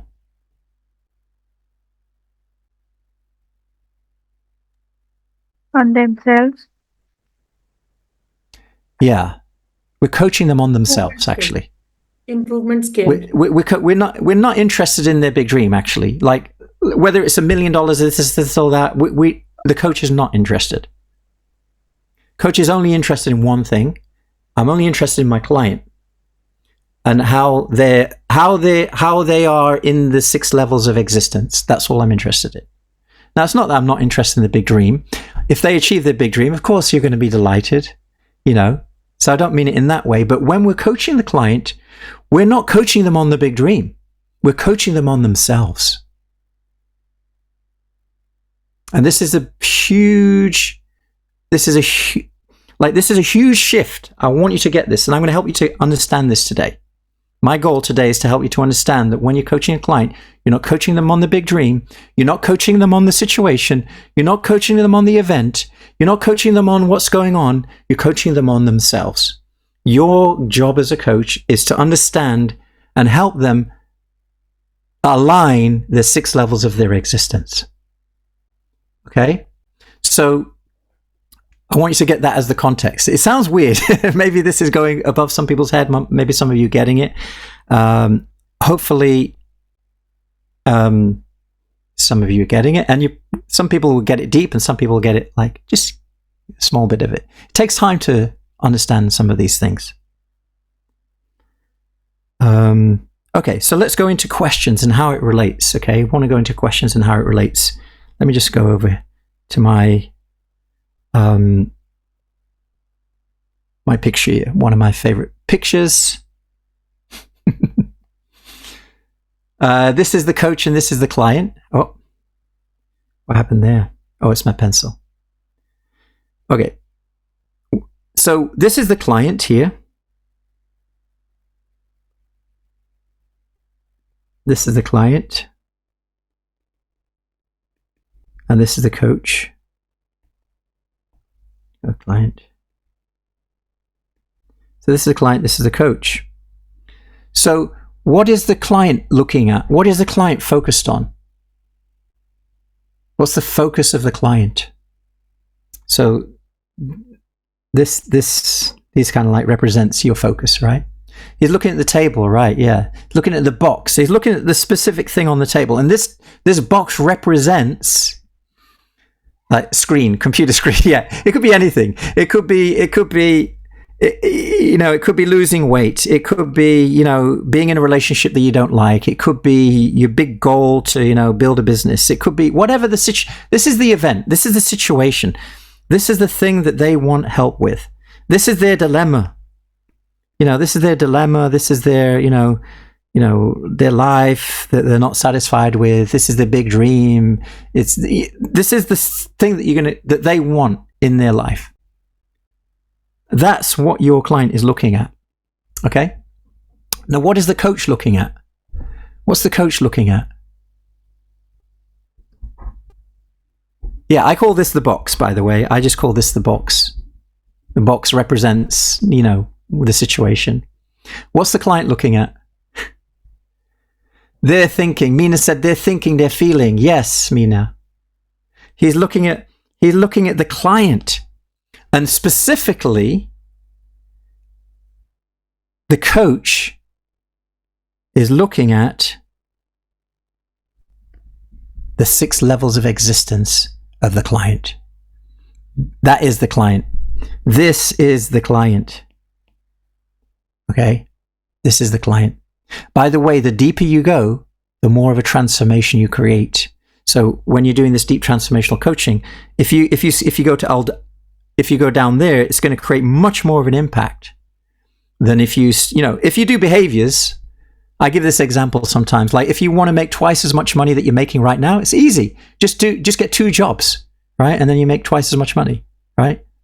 If you want to make 10 times more money, that's also easy. You just get better. You just improve your skills, your capabilities. If you want to become a millionaire or a billionaire, you need to change your identity. Right? So the deeper you go, the more of a transformation you're going to actually create, right? So most people just work on this. Or what are you going to do this? And this is the big coaching question that I hear people. It's a pain in the ass for me. It's like, what are you going to do this week? Like, it's no value in that. It's you know what's a more powerful question? Who are you going to be this week? Who are you going to be this week? That's a powerful question. What you're going to do this week is like, what beliefs do you need to change? What belief needs to shift here? What are your old beliefs? What new beliefs do you need to develop, right? What's your values around this situation? Have you got any conflicting values that are taking you in another direction? These are powerful questions, right? Because why? Because they're all about the client. They're not about the situation. Okay? And it's not that we don't need to do things. We do, of course you need to do things. But how you're doing them is more important. Like, what skills do you need to develop is a more powerful question than what are you going to do this week? Like, what do you need to learn this week? What do you need to get better at this week? That's a much more powerful question than what are you going to do this week? Because we're already doing stuff already. and it's not working. Otherwise, they wouldn't need you as a coach if it was already working, right? So we're only interested in the client and these 6 levels. We're not interested in this. We're not interested in the outside. We're just interested in that inner piece there, and specifically lower down. Okay, so hopefully that kind of makes sense to you. Okay, now let's apply this. I did this in a previous session and it was a lot of fun. We had a lot of fun. So what we're going to do now is we're going to do some practice coaching. Okay, I'm going to give you the rules. The rules are this. This is the event, okay?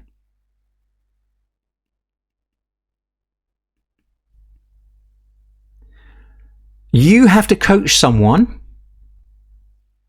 but you're not allowed to know what they want to be coached on. Okay, I'm going to say this again. In other words, so I'm going to be the client and you're going to be my coaches. Okay, so you're going to be my coaches. You're going to coach me, and you're going to coach me, but you're not allowed to ask me what the event or the situation is. You're only allowed to coach me on me using quantum questions. Powerful questions, okay? Some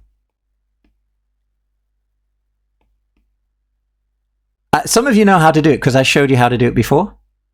So there's a couple of coaches here that I've shown how to do it before.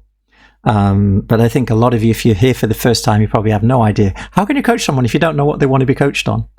That's the whole point. The whole point is you don't need to know what they want to be coached on. You only need to coach them. And you can coach them on any one of the 6 levels of existence: identity, values. The only thing I'm not going to let you coach on is the environments, because if you coach on the environment... Now, by the way, we don't normally do this.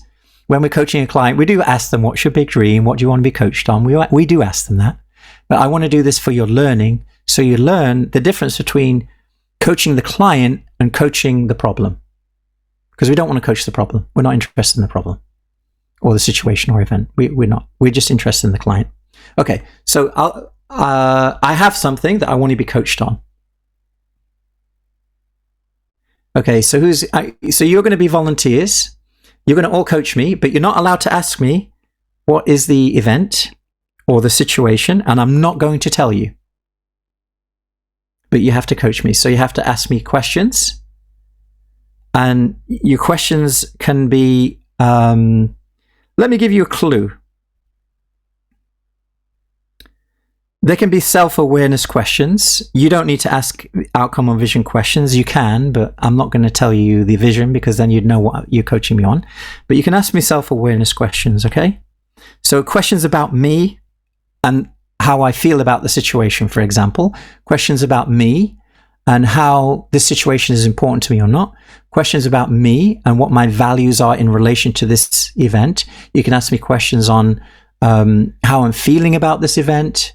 Don't ask me that 5 times, just ask me once. You can ask me questions about, along those lines. So who's going to go first? Type into the chat your question. We can all go simultaneously. So what's the first question you would ask me? And let's see if we'll get some. I'll give you an example of how to do it as well. So I will kind of show you. How are you feeling? Okay, good question. Mina says, how am I feeling? That's a question about me. Yeah, I'm feeling good. Thank you. But let me tell you one thing though, Mina, it's not a very useful question. And I'll tell you why. Because I already know the answer. If you're asking questions and the client already knows the answer to the question, it wasn't very useful. For example, if you ask me my name, that's not adding value to me because I already know the answer, right? So when you're asking questions, try and ask me a question that I probably don't know the answer to. Yeah. How's your day been? Okay. It needs to be related to the event. When you're asking questions, this is very important.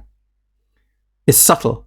When you're asking questions in the context of this box. So in other words, when you're asking me questions, you're asking questions about me in the context of the box.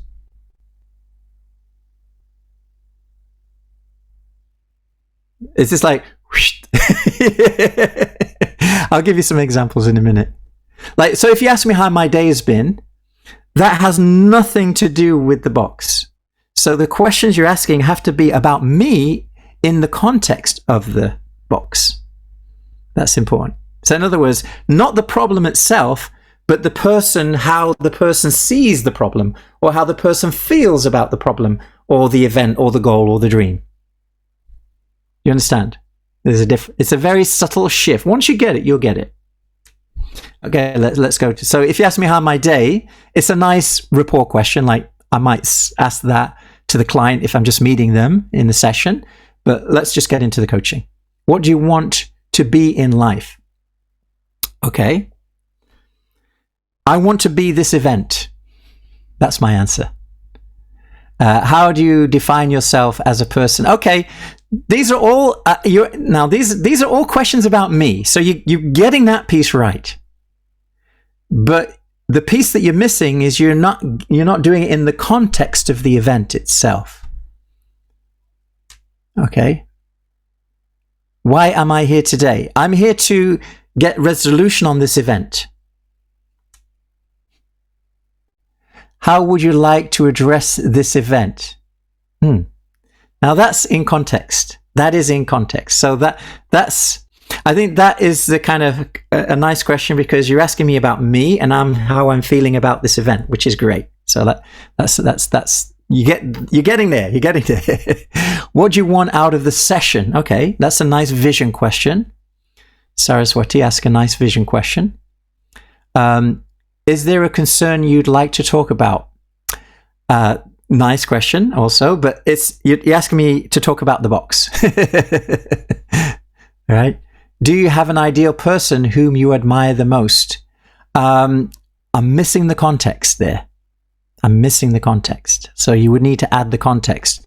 So you would ask it, so do you have an ideal person you admire who's already figured out this event? So when you're asking a question, make sure it's in relation to the event. What makes you sad? What makes you sad is a self-awareness question, but it's not related to the context, because that has nothing to do with what I want to be coached on. Okay. So you're kind of getting there, but you're still not getting there yet. Okay. Why have you come for help on this issue? Okay. Why have I come for your help on this issue? Who's that? Emma. Emma again. Emma's asking some good questions there. So why have I come to help on this issue? Yes, because you mentioned the issue, you mentioned it, and you mentioned why have I come to resolve this issue? So that is a question about how I'm thinking, or what I'm thinking or feeling about this event. So that's a very nice question there. What are you expecting to get from me? Okay, that's also nice. If you are unaware of the event, then how can we start the conversation? That's the whole point, Nilakshi. That's the whole point. That's the whole point of this exercise. Because a lot of you get so stuck in the event that you don't even coach the person. Or you just coach the event. You don't coach the person, you coach the event.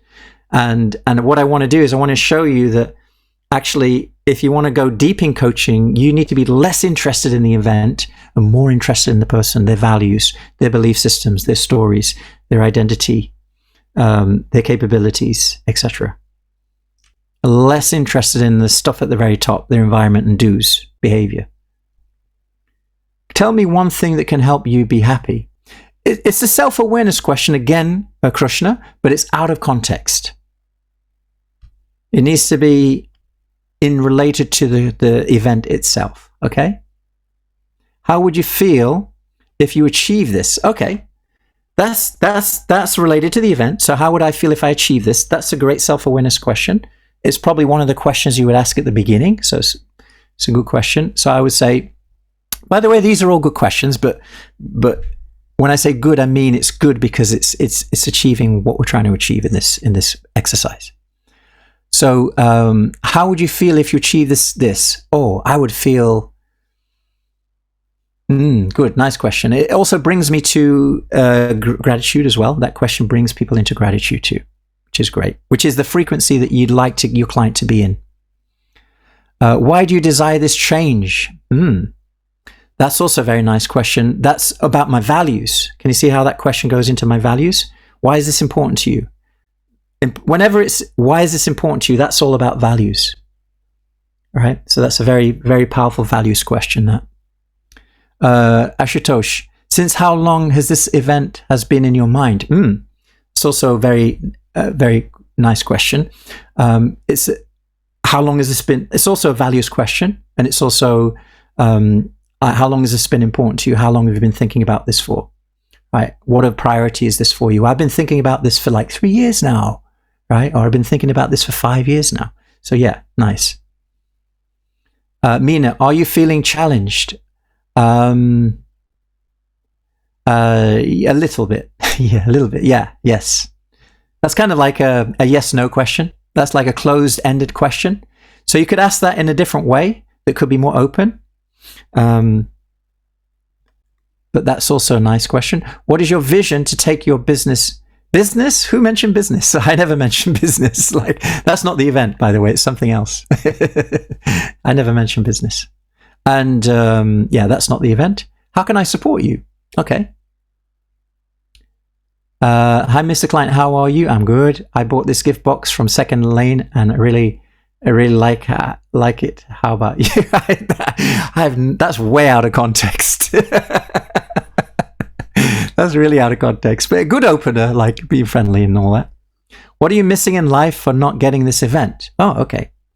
What am I missing in life for not getting event? Okay, that's an interesting self-awareness question. It's kind of like a vision question. It's more like a vision question. And it could be related to values slightly too. How are you feeling about the event? That's a self-awareness question. It is. Only ask that once though, because I know everyone's going to, how do you feel about the event? How do you feel about the event now? I feel the same as I did a few minutes ago. Okay. It's not a very valuable question because I already know how I feel about the event already. You know? On a scale of 1 to 10, how important is this box to you at this time? Very good question. I hope I taught you that one. On a scale of 1 to 10, how important is this box to you at this time? Very nice question. It's a values question, which is very nice. It's hierarchy as well. So it's giving me a scaling question. That's called a scaling question. Very, very useful question. So on a scale of 1 to 10, because the client has to go in now and look at how, has to give it a number. So it's a very good better self-awareness question. Like if you say, is this important to you? Yes or no? Not very useful. On a scale of 1 to 10, 10 means this, 1 means this. How important is it to you? Very useful question. Why is this situation hurting you? Okay. That's a therapy question. That's a counseling question. Okay. It's not a coaching question. You can use it. It's okay, but it's mostly focused on the problem. It takes me into longing and discontent. It takes me away from the feeling of gratitude that I would need to vibrate at the frequency to achieve my dream. So if you ask this question, it's going to take your client into pain and problem and drama, which is not what you want to do. You want to bring them into vision, gratitude, matching frequencies, not mismatching frequency. That question would basically, why is this situation hurting me? Well, it's hurting me because of this and this and this. Longing, discontent, hurting me because of this, discontent, hurting me because of this, discontent. So that would be a great question to ask in the longing and discontent place. Okay? But we don't, by the way, when we go to longing and discontent, we don't focus there. We only go there for one session for a few minutes. How is this challenge impacting you? Yeah, it's just, self-awareness question a little bit. How excited are you about achieving this event? What changes do you want in your daily? Okay, good, nice. Now we've got some nice questions coming across here. How have you attempted to address the box?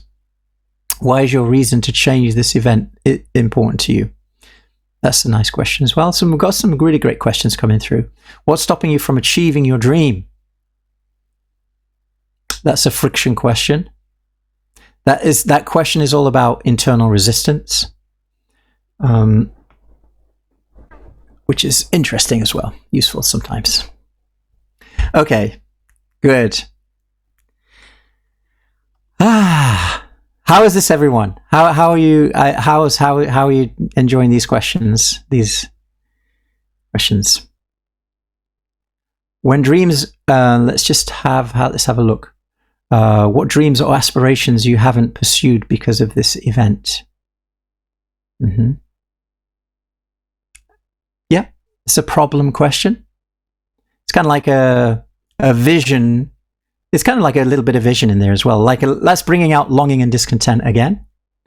Neil actually says it's very helpful. What will change if this problem is addressed? Okay. Can I ask questions related to the 4 dimensions in the first interaction, like priorities? See, I'm not teaching you what to do in the first session here. Like, this exercise is not about, the exercise that we're doing right now is not about what you say in the first question, in the first session, because in the first session, we would,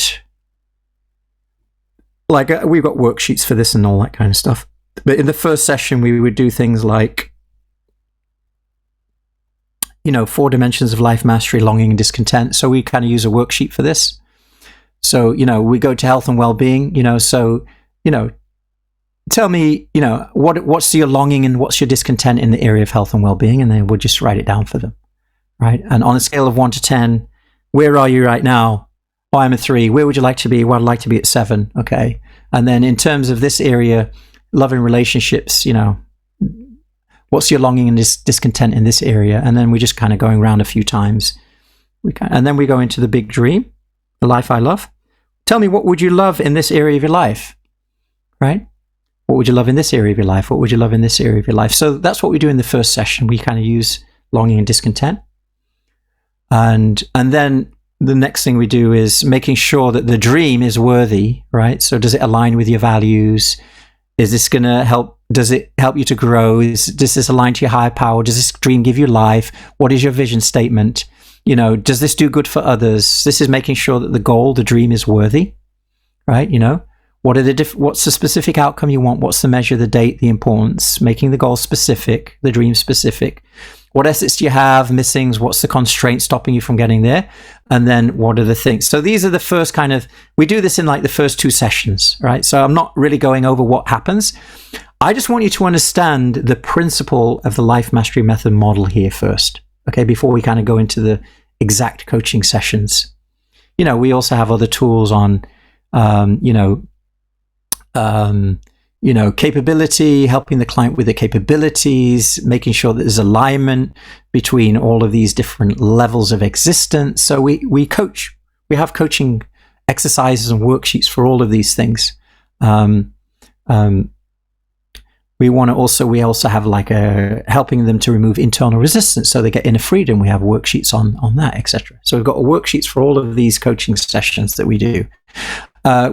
Which coaching session do with the client depends where they're at, depends where they're stuck. It depends what they need, right?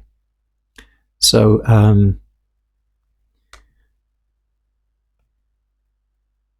okay. So let's do this out as let's do an example. Either I can coach or you can, or if another coach wants to do it, showing you how to coach without coaching on the topic. Would you like to see me do it, or would you like to see another coach do it? Tell me in the chat. Would you like to see me do it, or like to see another coach do it? So people have said me. Okay. Okay, so I'll do a wee demonstration. Okay, Ritu, can I borrow you? Can I borrow you, Ritu, for this session? Yes, good. Okay, so I'm going to borrow Ritu. She's one of our awesome coaches in our Elite Coach membership. She's also a great coach. She could do this as well, but I'll kind of show you an example of how to coach how to coach a client without coaching on the event itself. Okay, and this is just for example. I'm just showing you this as an example because just so you kind of understand. We're coaching the client. We're not coaching the event. Like when you're doing a normal coaching session with a client, you're going to ask them what the event is. You're going to ask them what their big dreams are. You're going to, but you're not going to go, but here's the thing. You're not going to go into the box though. Okay. And the purpose of this exercise is to show you how to coach without going into the box. Okay. Okay. Ritu, Thank you, first of all, for letting me coach you. Have you got an event that you'd like to be coached on? Yes. Okay, great. So let me just pin you and I'll pin me. So we can be in the focus. Okay. Okay, so what I'm going to do then, Ritu, is we're going to spend about 10 minutes and I'm going to coach you on this situation that you've got. And I'm not going to talk about the situation, but we're just going to talk about how you know, your connection to the situation, etc. Is that okay? Yes. Okay, great. Okay, so first of all, before I coach you on this event, how important is this event to you? Like on a scale of 1 to 10, 10 means this is the most important thing, 1 means it's not important at all. How important is it to you? So for me, it's a 10. It's a 10. It's And a what 10. does 10 mean? What does 10 means mean? that I have to be there within this year.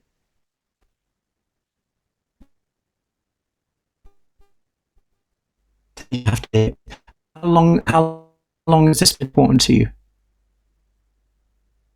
I'm not able to hear you. Am I audible, Brett?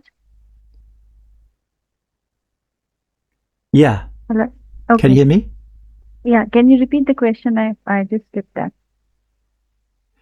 Yeah. The question was, how long have you been thinking about this for? It's been 1 year now.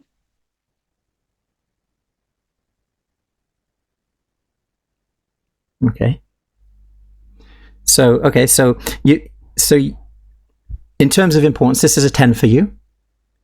And what it would mean to you is you have to have this done in the year, right? And you've been thinking about this for the last year. How often do you think about this? Is this something you think about every day, every week, once a day, twice a day? How often do you think about this? Every day. Every day. And how often do you think about this during the day? If I give you in numbers, it would be maybe more than 15 times a day. More than 15 times a day, right? And in terms of your level of satisfaction of achieving this event or this thing, what would you call this? A topic, an event, a thing? What would you call it? Just want to know how you would describe it. Is it a topic, event, or a thing? Yeah, an event. For me, An it's an event. Okay. It's an event. Okay. So in terms of your satisfaction on this event in your life right now, 10 means fully satisfied with this event, 0 means not satisfied with this event. Where would you rate yourself in terms of your satisfaction in your life about this event? I'm 100% satisfied having this event in my life. Okay. And in terms of your progress, your satisfaction of your progress, that's what I was referring to. Okay. So on a scale of 1 to 10, if I have to say, my progress would be round about 7.5 or 7, I would say. Okay. So in terms of this event, you're at a 7 right now in terms of your satisfaction. Yeah. Okay. And where would you like to be in what time frame?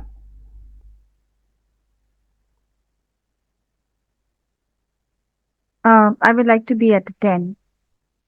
You'd like to be at a 10. In what time frame? By the end of this year. By the end of this year.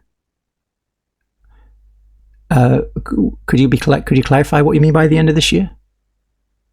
By end of December. End of December. Last week. By last week of December, precisely. Okay. And how would you know that you've achieved this event? How would you know it's a 10? Yeah. How would you know it's a 10? How do you know it's a 7 right now? In fact, let's ask that question first. How do you know it's a 7 right now? And how would you know it's a 10 later? Okay. So I was just thinking before you could ask me this. So I would say it's a 6, not a 7 for me right now. Okay. And a 6 means that there is a lot more skills that I need to develop. There is lot of work involved that I have to do on the practical level. So the 6 is I still have to do, and yeah, if I tell you more, then I will be telling you what exactly. Yeah, is no the need to tell event. me. No need to tell me what it is. It's okay.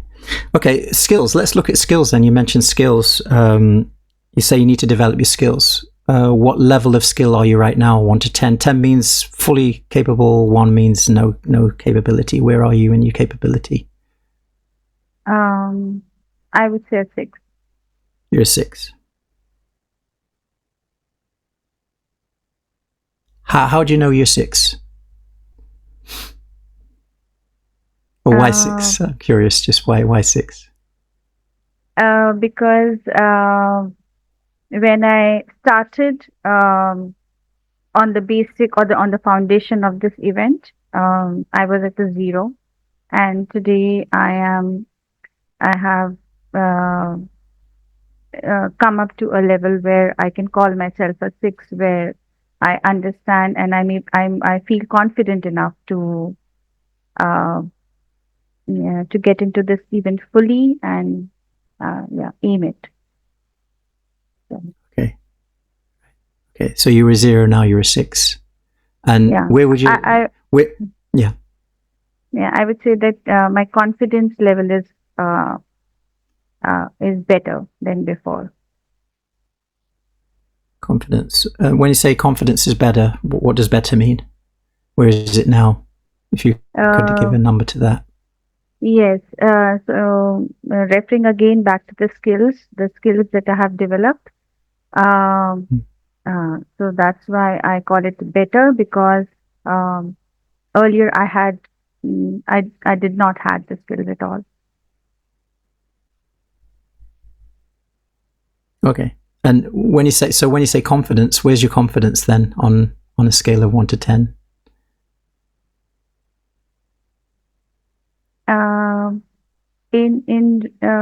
Can you give me confidence in 10 relation means to? I'm fully confident I can do this. No, nothing's stopping me. I'm the best. Like 0 Yes. would mean To achieve I'm it, not very the confident I can confidence. do this. Yeah, to achieve it, the confidence is at a 10, 100%. Your confidence right now is at a 10. Is that what you're saying? Yeah. In order to achieve it, like how confident it needs to be I feel, 10. it is. Yeah. What is it now? 10. It is a 10. Oh, it's already 10. Okay, great. So you have the confidence that you can do this, yeah? Yeah. Okay. So you got skills. So right now, in terms of satisfaction in this event, you're at a 6. You'd like to be at a 10 by December end. In terms of your skill, you're a 6. It needs to be. Where does it need to be for you to achieve this event? At least at a 9. 9. By when would you need to get it to a 9?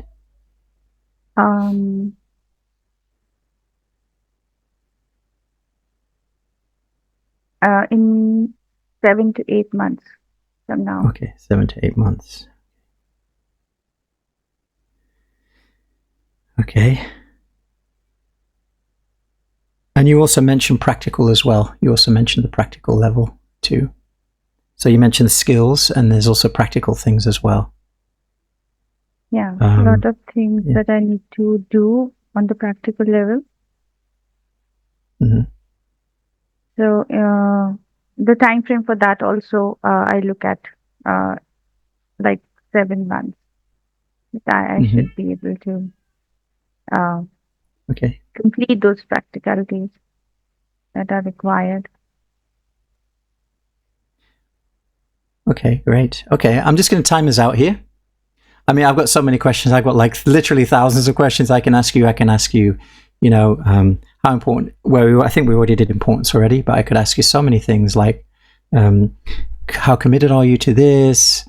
I could ask you, what's so many, literally hundreds and hundreds. We could go on forever, but I don't want to do that because let me ask you a question before we stop the coaching session.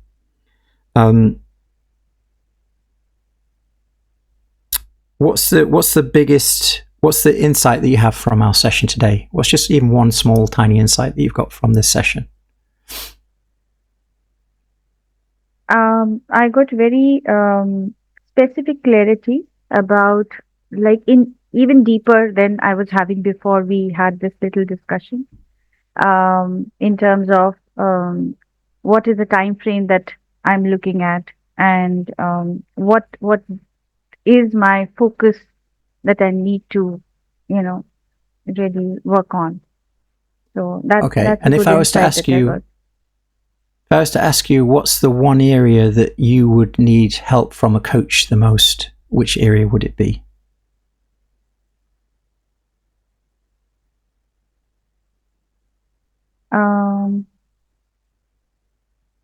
I would say skills.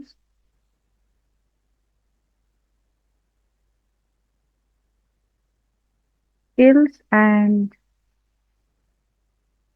um, also on my belief. Yeah, So skills and beliefs. skills and Is belief. that something you would like to look at, right? Which out of those two, which one is most important for you, do you think, right now?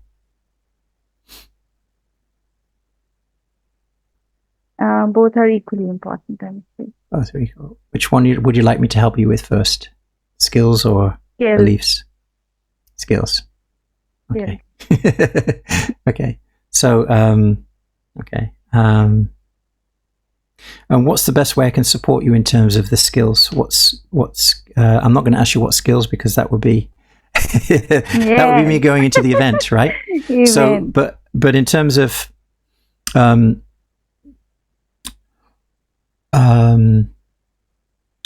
what clarity do you have in terms of the skills that you need to develop? What's the level of clarity that you have around that area? 10 would mean I'm totally clear. I know exactly what I'm supposed to be doing. 1 would mean I have no idea what I'm doing. So in terms of like your clarity around the skills that need to develop, where are you?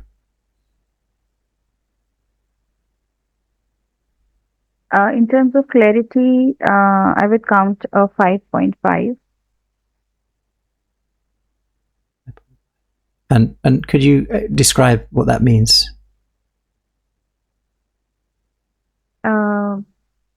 Because it is, as I said, that I have already started the journey as at a 0.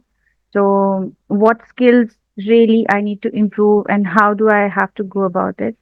I don't have. I do have a basic level clarity, but uh, in terms of improving my skills um, and refining it, so I need more clarity, which is like I'm not having that at the moment. So you want, you need to develop the skills, but you don't even know really which skills need to be developed. Is that what you're saying? Yeah, yes, I know a little bit about it, but then exactly what would be the right uh, skills mm that will be bang on for me to have this event. Okay, great. All right. Okay, awesome. Let's just time it out there. Otherwise, we go on forever and ever and ever. But how was? Let's get some feedback from other coaches. Did you see what happened there, and we didn't talk about the event? I don't even know what the event is. Like, I have no idea what the event is. But I could probably coach her for another hour on this, and I mean, it's a little bit difficult because when you are coaching the client, of course, she's gonna talk about what skills exactly and stuff like that. But notice that even if she did do that, I wouldn't be interested too much about that. I'd be more interested about her, right? And then she said, out of the skills or the beliefs, I want you to coach me on the skills, right? So I mean, we can spend like an hour on that. But if she said it was belief, there's so many questions you can ask around beliefs without even going into the topic. Like, what in terms of like what are your beliefs and stories around this situation right now? That's a powerful question. So she might say, well, I believe like this. What if that belief is true or not? How long have you believed that for? What if that belief were no longer true? What would that mean? What new beliefs do you need to develop? There's so many questions you can ask just around beliefs, right? And what if that belief wasn't true? Or what if you didn't have that belief anymore? What beliefs do you need to develop, right? What stories are you telling yourself? What stories do you need to create, right? Identity, Thank you, Brett. In fact, I want to mention one thing here when you're talking about belief. While I did tell you about that, I need coaching on skills, but then the aha moment for me was that, oh, I could have said belief, because when the shift will happen there, of course, my other area of looking at skills would be totally different. So yeah, of course. The deeper you go, the more transformations happen. Like, we're right at the top. Like, if you look at the model, if you look at the 6 levels of existence, we're right at the top. We're in capabilities mostly. This session was mostly around capabilities.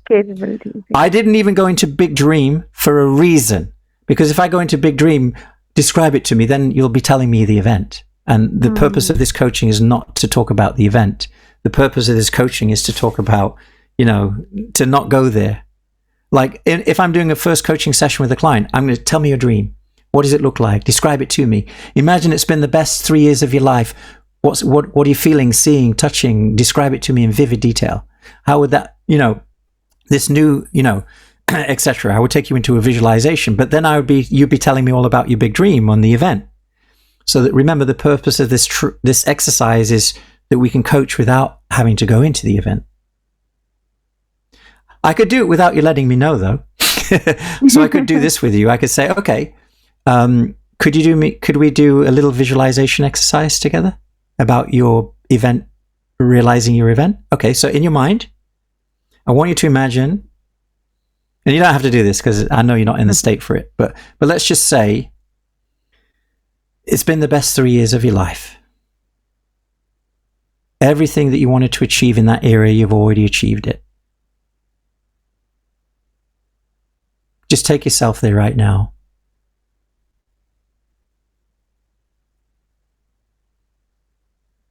Okay, in your mind, just what are you seeing? What are you hearing? You don't have to describe it to me. What are you seeing? What are you hearing? What are you feeling? Okay, now write down in your journal a few things. So I mean, I could have done that, right? And then I wouldn't have had to hear it. but so there's, and it's not, and here's the thing, I don't need to hear it. You need to hear it. It's not my dream, it's your dream. You're the one that needs to hear it. Like, the questions I'm asking you are not for me. The question I'm asking are for you. Like, when we ask a client a question, we're not asking for our own benefit. We're not asking because we're nosy. We're not asking because, oh, tell me more about that. That's exciting. This is not like a chit chat with your next door neighbor or gossip about your other neighbor. You're asking questions for the benefit of the client, because when they speak, they get to hear themselves. And when they hear themselves, it's like the first time they're going there, like, oh, I've never been asked that question before, right?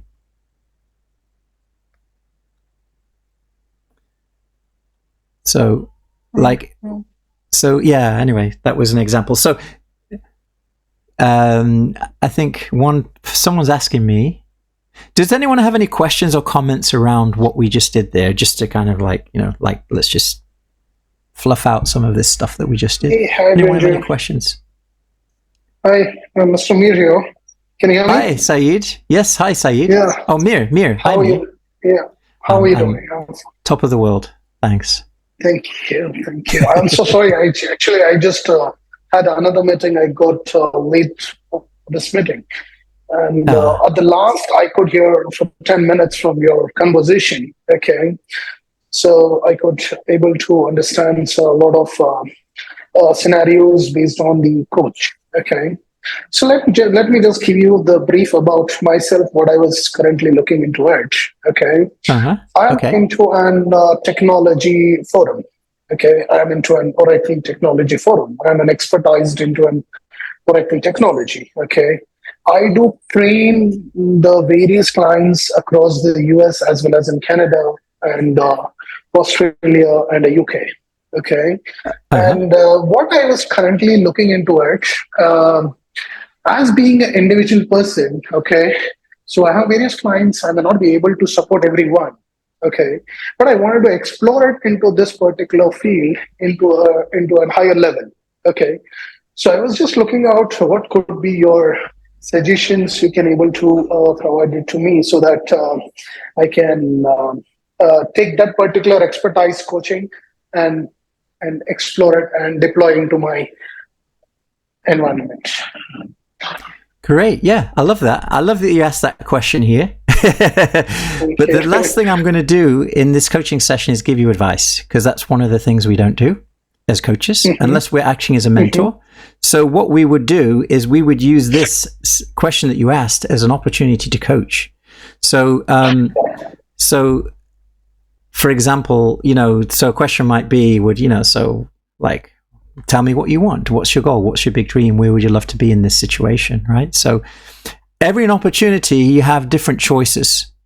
And I'm not just talking to you, Mir. I'm talking to the whole group right now.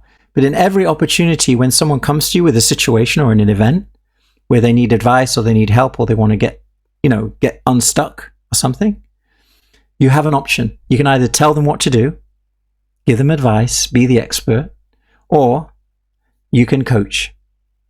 Right? Where, in other words, you ask powerful questions to help them to come up with their own ideas and own solutions. Now, unfortunately, Mir, I won't answer that question today, and I'm not going to coach you just because of time. And it's just because our session is almost done now. But what you can do is, if you're welcome to join another session, maybe when we have a bit more time, we'll be happy to get another coach you on it. Right? Sure. Thank you so much. But just to give my little tip for you, I think coaching is a beautiful thing, and whatever career you're in right now, coaching can really enhance it and take it to another level. So if you're doing leadership training or you're doing mentoring or you're doing any kind of work with other people, coaching is such a powerful skill, so useful in so many different ways. So that's my only answer. We covered so much while you weren't here, Mir. Today was like we went into some deep things. So hopefully I will try to attend the next session. Another time. Okay. We'll be doing this again. Thank you so much. Thank you so much. Okay. Does anyone have any questions around today's session? Maybe the coaching session that I just did with Ritu, or any other thing from today? Does anyone have any things? And we'll wrap up in about 5 minutes. And what I'm going to do is I'm going to give you the links to the membership area as well. So let me just see if we've got some questions. Okay. Vivek has a question. Vivek, please ask your question, Vivek.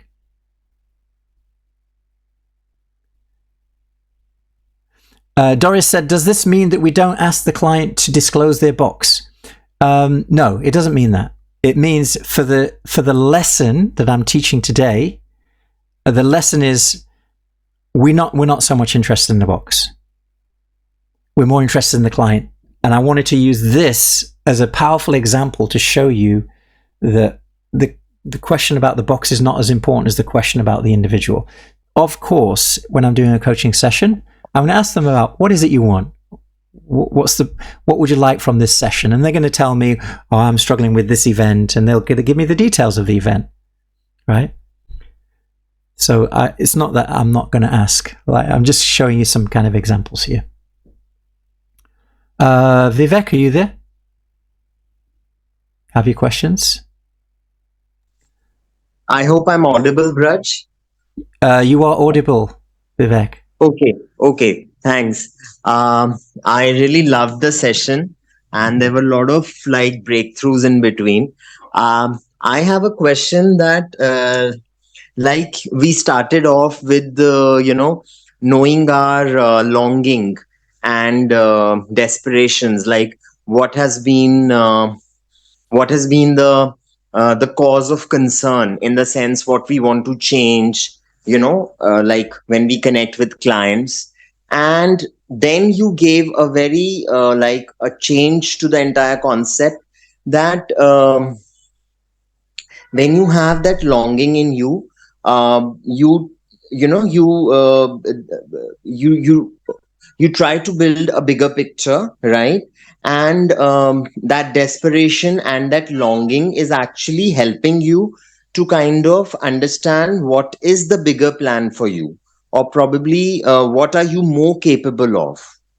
And then you took a U-turn and you told us that we have to first kind of manifest or be the better side, what we are dreaming of. Like, we can't always be in that desperation, because that will create a negative picture, as far as I could understand. So then we have to make a U-turn and first feel and be what we really want to. So we have to have that feeling of gratefulness.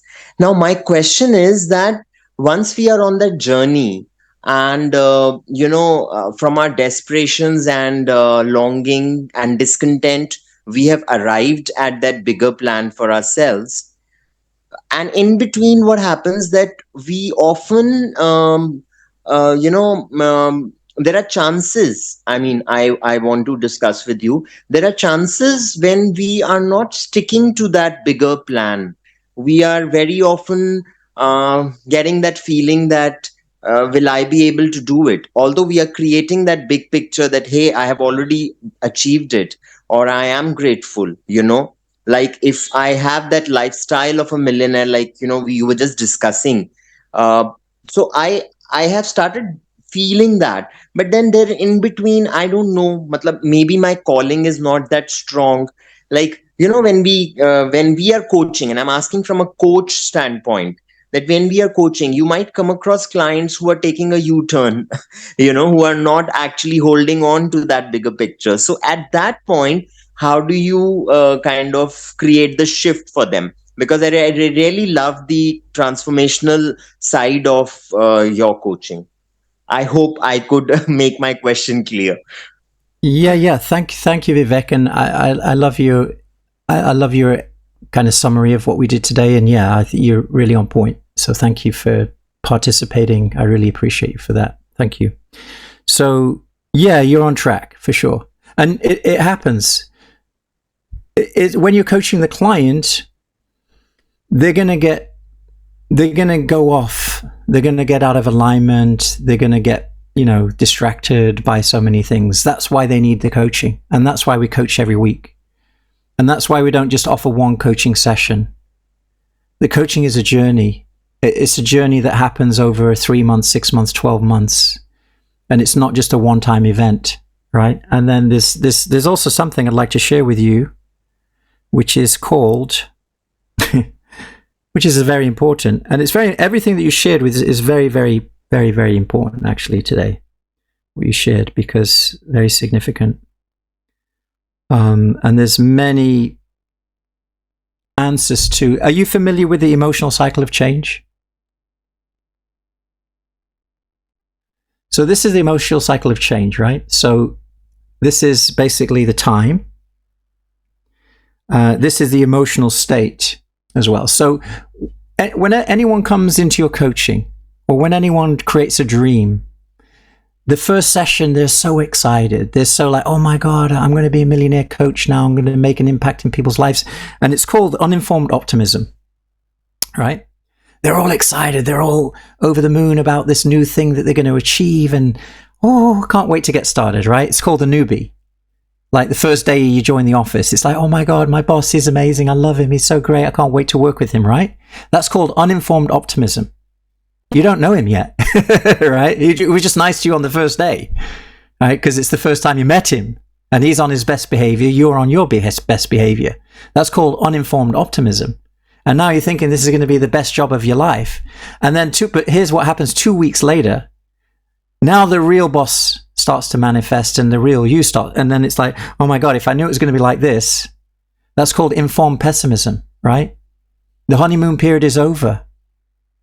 Now you've got to start doing the work. And then the next level of transformation is called the valley of despair. The valley of despair is like, oh my God, if I knew it was going to be this hard, oh my God, I wouldn't have even started. And that's where the reality hits. And this is where most people back out. They normally quit here and then they repeat steps 1 to 3. I'll give you an example. Let's say you want to grow your coaching business, and you were on Facebook and you got this thing, this guy came, this guru said, hey, you do Facebook ads and do this and this, and then you'll be a millionaire coach in 1 week, right? So you think, okay, let me buy the course. So you buy the course. And then you realize, oh my God, this is really difficult. How am I going to do the ads? I don't know technology there. And then you get, and then you just say, and then that's called informed. When you first joined the course, you thought, I'm going to be a millionaire next week. And then you realize this is all BS. And then you think, okay, this doesn't work for me. And then you're out. And then you're on Facebook the next week. And then another guy comes and says, did you try Facebook ads? Well, it doesn't work. You need to do YouTube ads instead. Right? And then you think, okay, great. And then you get all excited again. And then you keep going round and round in these circles and you never break through. And that's the story of most people's lives. Right? And that's why you need a coach. Because what a coach does helps you to get through that valley of despair, push through to success. And when I'm coaching a client, one of the first sessions I have is this one. And I always tell them, listen, you're going to go through this. Because you know what? It's not what you think it is. It's never what you think it is. When you're in this uninformed optimism, the reality is never that, right? There's always something different. So I want you to know that. However, and this is the kicker, and this is the point I really want to bring home to you. The reason why people want to achieve things is normally because it's the way that they're going to make them feel. You can feel those things without having to have that in many cases. And that's an internal shift that you're helping the client to experience. So when you're coaching clients on deep transformational coaching, they will actually become a better version of themselves in the process of achieving the outcome that they want to achieve. And that's why it affects every area of their life. So I might be coaching a person just on to help them with their relationship with their spouse, but because of the deep level of coaching, it affects every single other area of their life automatically because of who they become and it's who they become on the journey, not what they achieve. And they're both related. So in one sense, even if a client doesn't achieve it, the specific goal, and by the way, in the journey of coaching, the client changes and even the goals change. And what used to be important to them is no longer important to them. And that's just part of growth. Right? So the biggest transformation you help the client with in deep transformational coaching is them becoming more satisfied in their being, and all of their actions and values and everything become aligned. And they start building new capabilities, new skills that they didn't have before, which bring different results.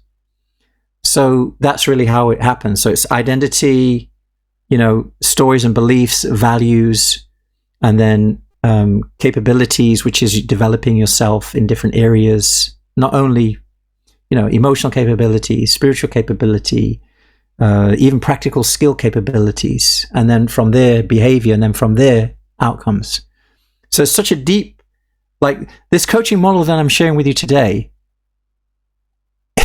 it's very, very deep. It's very, very deep.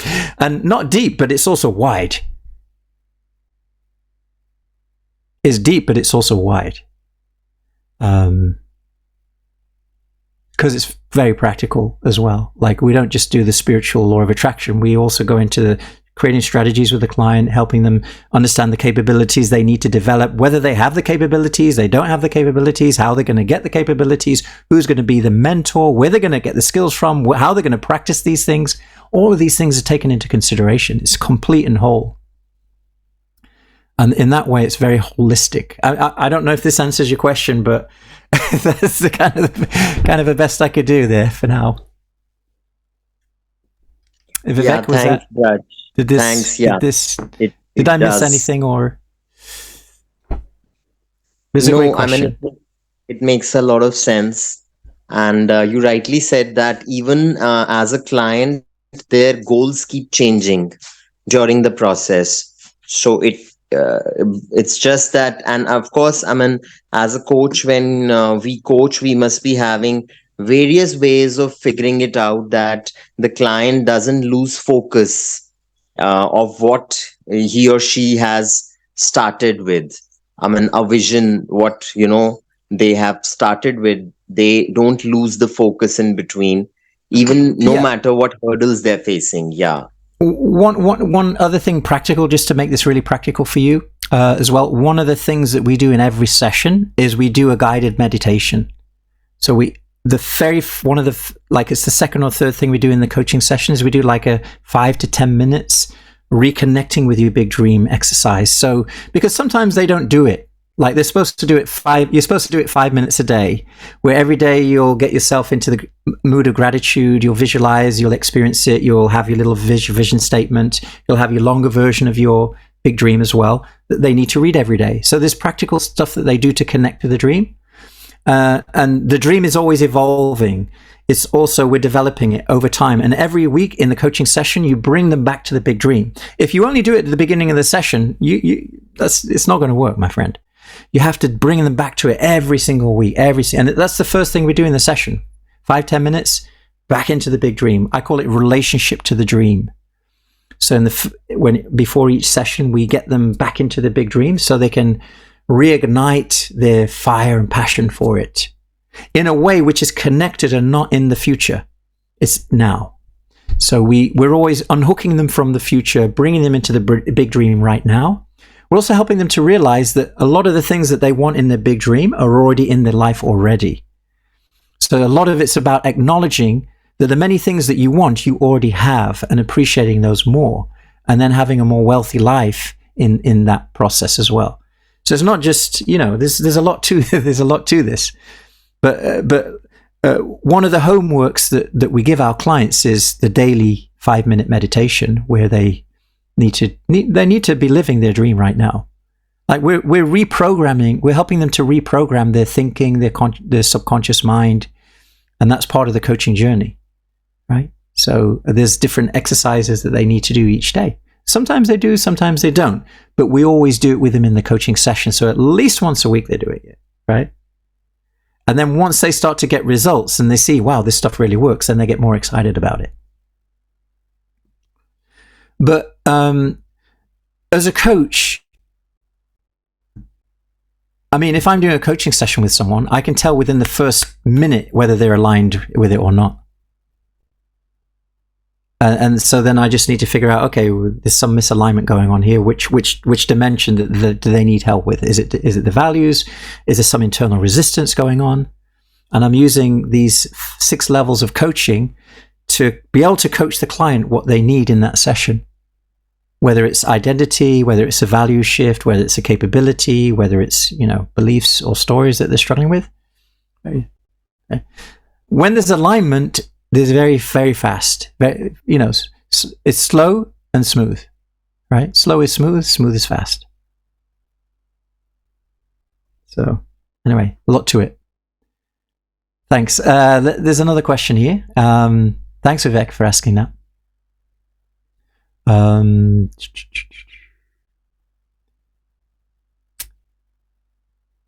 Let's see. Does this mean we do not ask the client to disclose the box? I think I answered that already. I'm wondering, is it a real issue or a hypothetical one? A real issue, yeah. Radhakrishnam. So coaching has to do with the emotional state of the client. No, it's just one area. It has to do with the capabilities. It has to do with all the 6 levels of existence. Emotion is just one part of it, very, very important part of it, but it's not the only part of it. Yeah.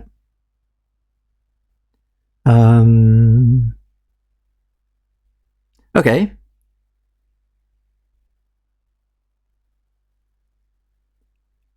Meena has a question. Yes, Meena, please ask your question. Hi, Braj. Thank you for the session. It was very, very good. Lots of information packed in, I think very valuable. So thanks a lot. But my question is, since you're talking about things like identity, I'm a therapist. So I was just trying on coaching. And I'm like, how do you get to identity without, the therapy stuff that we do, the stories, the emotions, the, things like that. Like, so, I mean, from your experience, I'm asking you, is it possible to change beliefs and identity without going the therapy route? No, we do. There are definitely elements of therapy within this also. And so it's not like coaching takes a coaching as a model includes so many different art forms. Okay. So so many different communication styles. So there's definitely an element of, like even looking into the shadow self and all that kind of work Carl Jung did. We use that. We all use all that in the coaching as well. Okay. And so we kind of explore a lot of those different areas, especially when it comes to identity. Mm-hmm. And today I'm just giving you one example of coaching without getting into this problem and just focusing on the client. And it was just to show you one dimension. But like if I was to coach on beliefs or identities, we go into great detail. We do a lot of subconscious work as well within the coaching, helping the client to explore, like I mentioned, the critic, the shadow self, helping the client to explore their values, even meeting the personification of their values at the subconscious level. And that's very just also looking at yeah, exactly. And also looking at exploring different sub-personalities as well. Okay. And especially when a client is trying to achieve an outcome. Now, the only difference with therapy and coaching is with therapy, the kind of purpose is to fix a problem, maybe, I mean, it's not the only purpose, of course, but you know better than me. I'm not a therapist. But the difference with coaching is there with a purpose to achieve a specific outcome and achieve a big dream as well. So we're not just trying to fix a problem, of some abuse or something that happened in the past. We're using coaching for them to achieve a big dream or an outcome that they really desire. So sometimes therapy can be past focused, whereas coaching is future focused, solution focused. Yeah. So that's one of the main, I would say that's the main difference. But in terms of the process, you're asking questions, we're also asking questions. Just sometimes the focus is slightly different, So our context is the big dream. Yes. So for example, the context is not necessarily fixing someone or fixing some trauma or something like that. I think that's probably the main difference. But a lot of the techniques, there's a crossover for sure.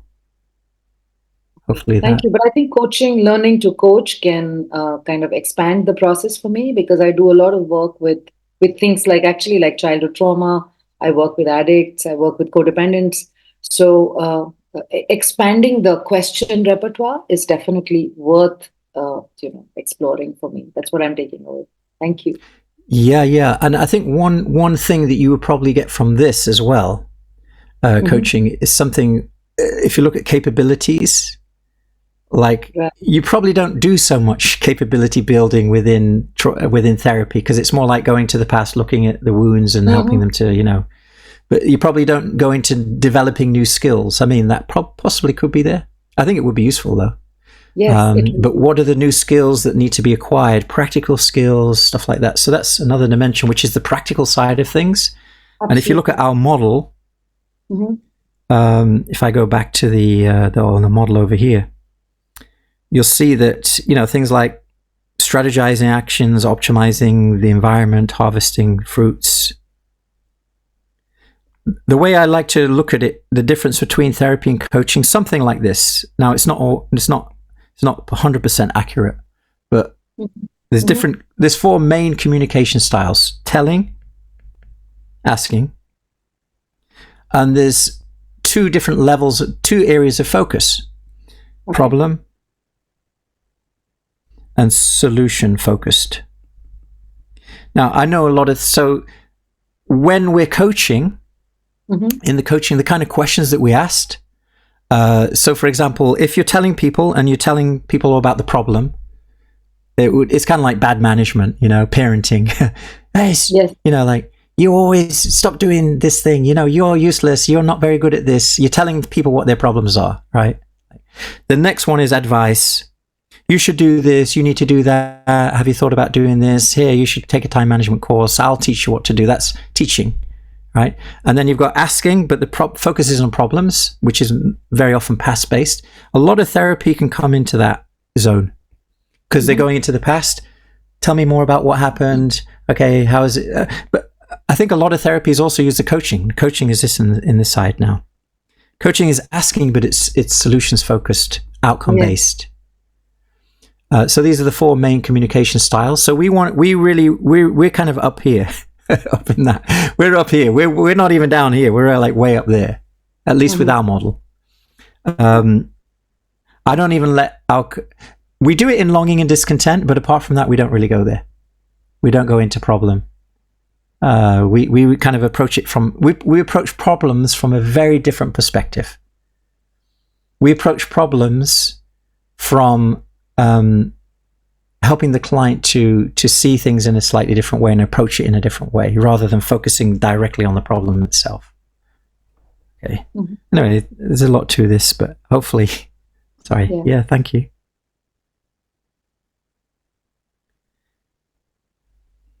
This is our model here, one of our models. We don't go down into the details. We don't go into problems. We don't go into drama. We stay on self-awareness and outcome and vision. And then we do a little bit of planning and some action. But mostly we're around this zone here.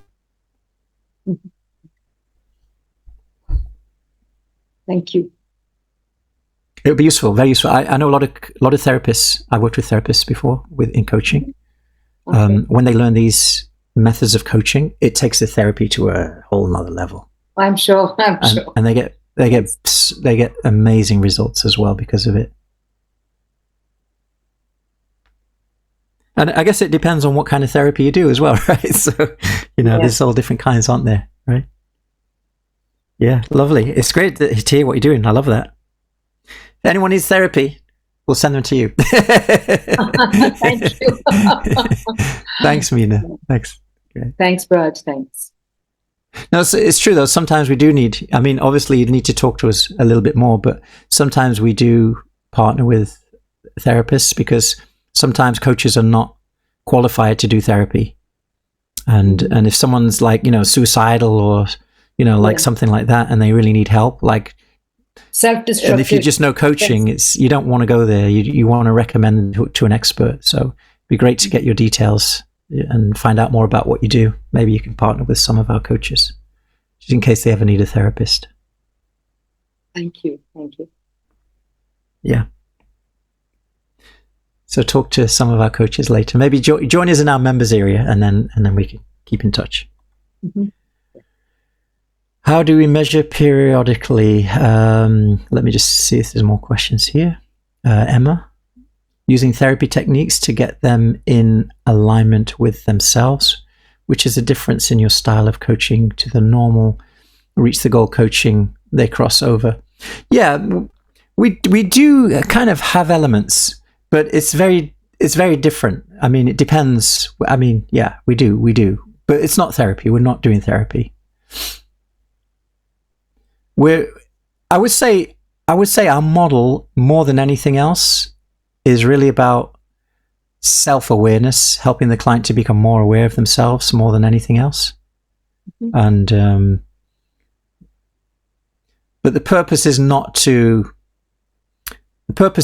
like fix a trauma or anything like that. We're not coaching to kind of go into the past and tell me all about the trauma that you had and maybe you've been abused. Like, we don't go there. We really don't go there. We don't. A therapist would definitely go there, and they may even get into the details. We don't. So in that way, we're not therapy. No way. What we do is we go into these deeper levels to make sure that there's alignment in terms of the outcome that they want, the environment that they want to seek. So our focus is not on problems and past.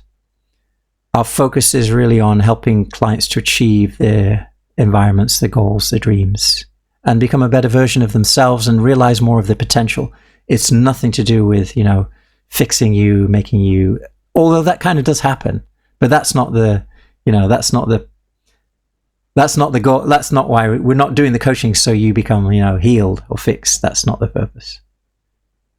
It's kind of interesting because there's a line we don't cross. So, like if someone came to me with, trauma problems that they had, I would recommend them to a therapist. I wouldn't coach them on that particular topic. And it's not that I couldn't help them or anything, but it's just not my area of expertise. I'm just good at really helping people to on their big dreams and stuff like that. So I think that's important to note that.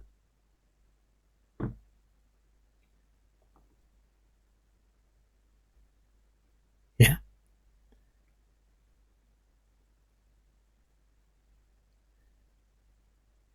Okay, I think 3 hours is not long enough, but anyway, that's how it is. It's a big topic, and for some people, maybe it's too long.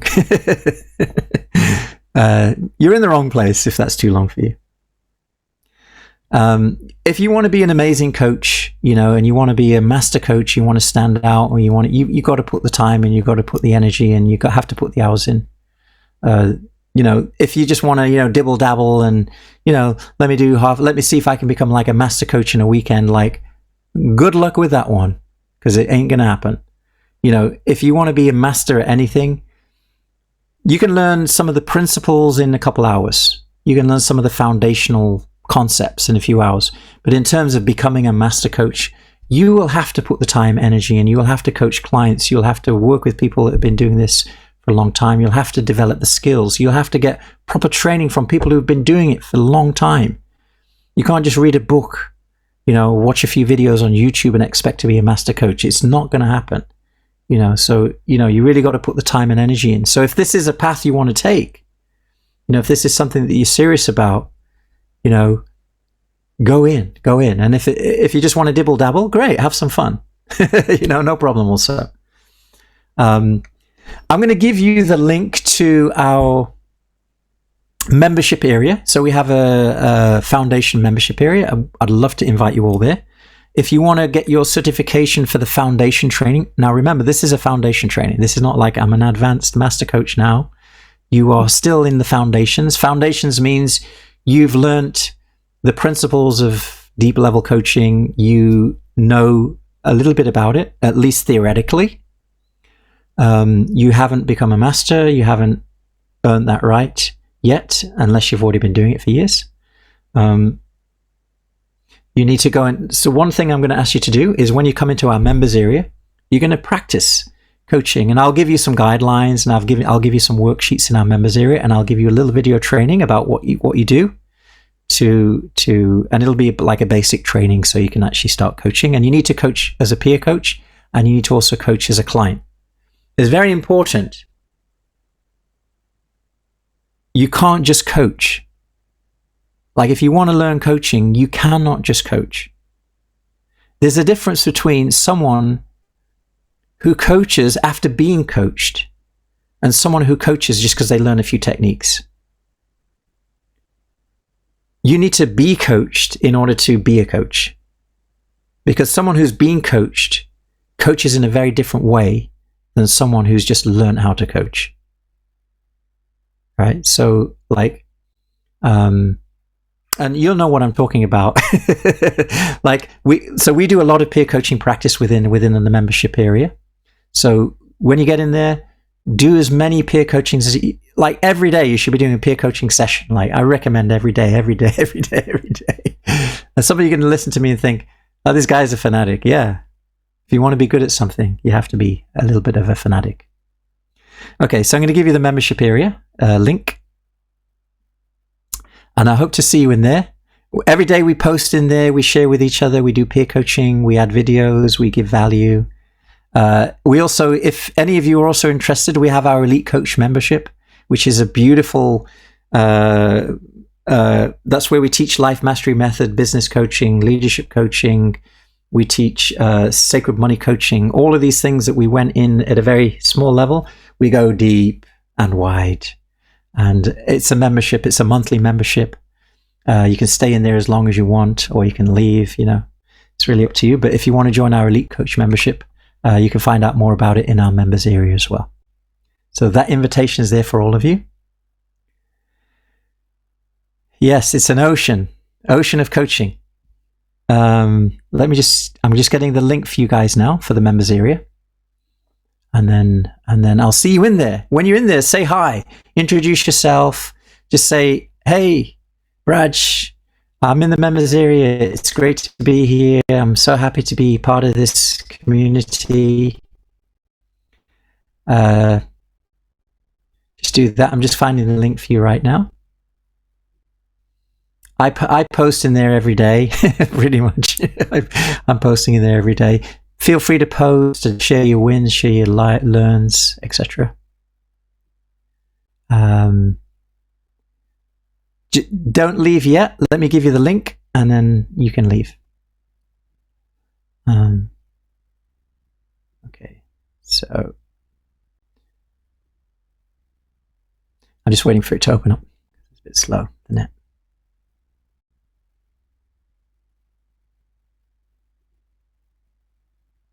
We got someone starting a movie. Sounded like, oh, it's me. Okay. Membership management. Profound session. Thanks, Krishna. Dr. Krishna. Yes, it's a profound session today.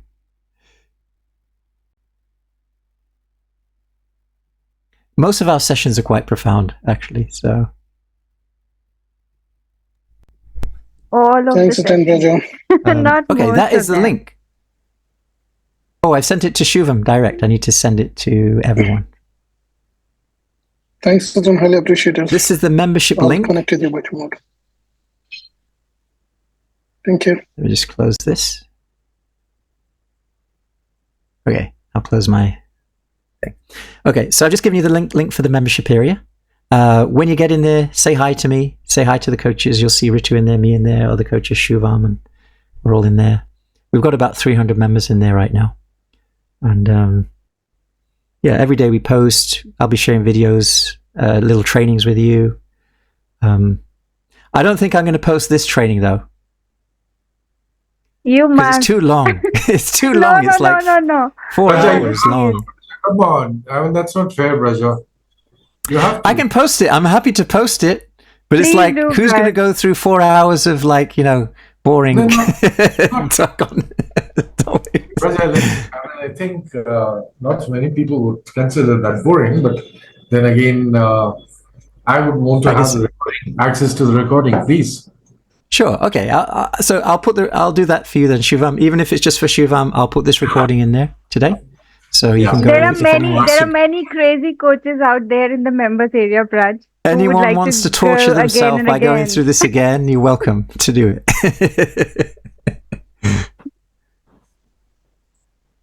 I'll post. Oh, Humaira. Oh, great. Humaira's here. I'm supposed to have a chat with you as well. I keep forgetting. Shivam, I have to have a chat with you too, right? Yep, Raj. Okay. So I would like to have a chat with you, please. Okay, let's chat. I'll chat with Shivam and I'll chat with Haimara as well. And let's get you into the Elite Coach membership. Okay. I'm all for it. It's so good. It is so good. I'm biased, but yes. Okay. We all are biased for that because we know what is in store, and we are like I cannot really imagine getting onto that next level of the other programs that are still packed. You haven't even covered the life mastery method yet, Ritu. You have to do that first, and then correct. And then you can do the other ones. Well, okay. Again, I put the link to the membership in the membership area again. So I just put the link again. So just click on that. It'll take you into our members area. Go to the introduce yourself and just say hi to everyone. And this is our own private area, so no one else sees these posts or anything. It's just for our own community of coaches. And I'll be posting some videos this week as well, short videos, trainings on some small little micro things you can do to improve your coaching. I'll be sharing with you some career tips as well, how to take your coaching career to another level. If you're just starting out as well, this will be very useful for you. So make sure you click on the link. And Vivek joined. Awesome, great. And I will see you. Any other questions before you go? I'll maybe take one more question if you have. If not, we can wrap up. And if anyone needs to leave, that's also totally cool. We're kind of officially finished, even though it was on the end of me due to network issues. But once again, thanks a lot. Most welcome. Thank you, Manda. Hey, Manda. Good to see you.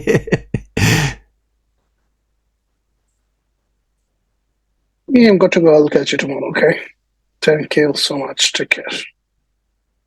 Take care. I don't think he's talking to me. Okay. Thank you for the insightful session. I've learnt a lot and hope to follow to full certification. That would be amazing. Yes. That'd be amazing. Any questions? Any one more question? No one asked one more question. That's my favorite piece. I love the questions because then I'm able to answer specific questions.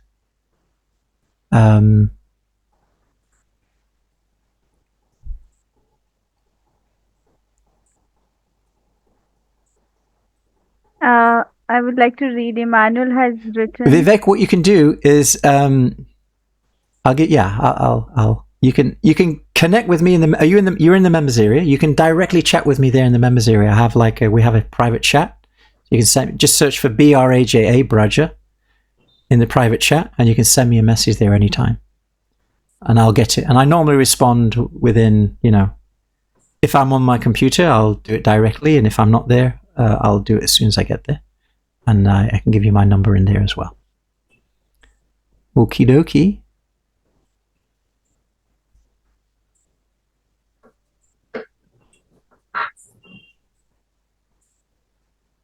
Hello, Braj. Can you hear me? Emmanuel, I can hear you. How you doing, my friend? I'm doing here. I've been here all along. Have you been here all along? You've been quiet. All along. Haven't missed anything. Well, missed the first part. What was your key takeout from today? Key takeaway? I put it in the chat. It's the part with the curve or the longing and discontent. That's new stuff. I love it. If we could go a little bit into this thing, that would be nice. Which one? Say that again, Emmanuel. The curve of longing and discontent. The longing discontent curve. Isn't that interesting? Yeah, that one. Yeah, it's very interesting. And maybe we may have to delve a little bit more into it.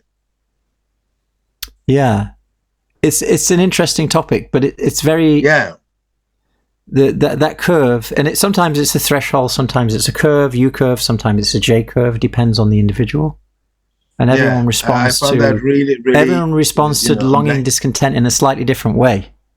Yeah, and everyone responds to longing, discontent in different areas as well. Like, so for example. Sometimes people can tolerate, not having money, but they can't tolerate not being in a relationship or whatever, or it could be the way around, so there's different, it's so dynamic. Yeah. So it's a very interesting field. You could do a thesis just on this, longing and discontent. Yes. You could really do it seriously. You could really you just do you could spend your life just studying those two words. And how it relates to change, longing and discontent, and how it relates to change specifically. Because that's why we're interested in longing and discontent as a platform for change, and that's how we use it in coaching.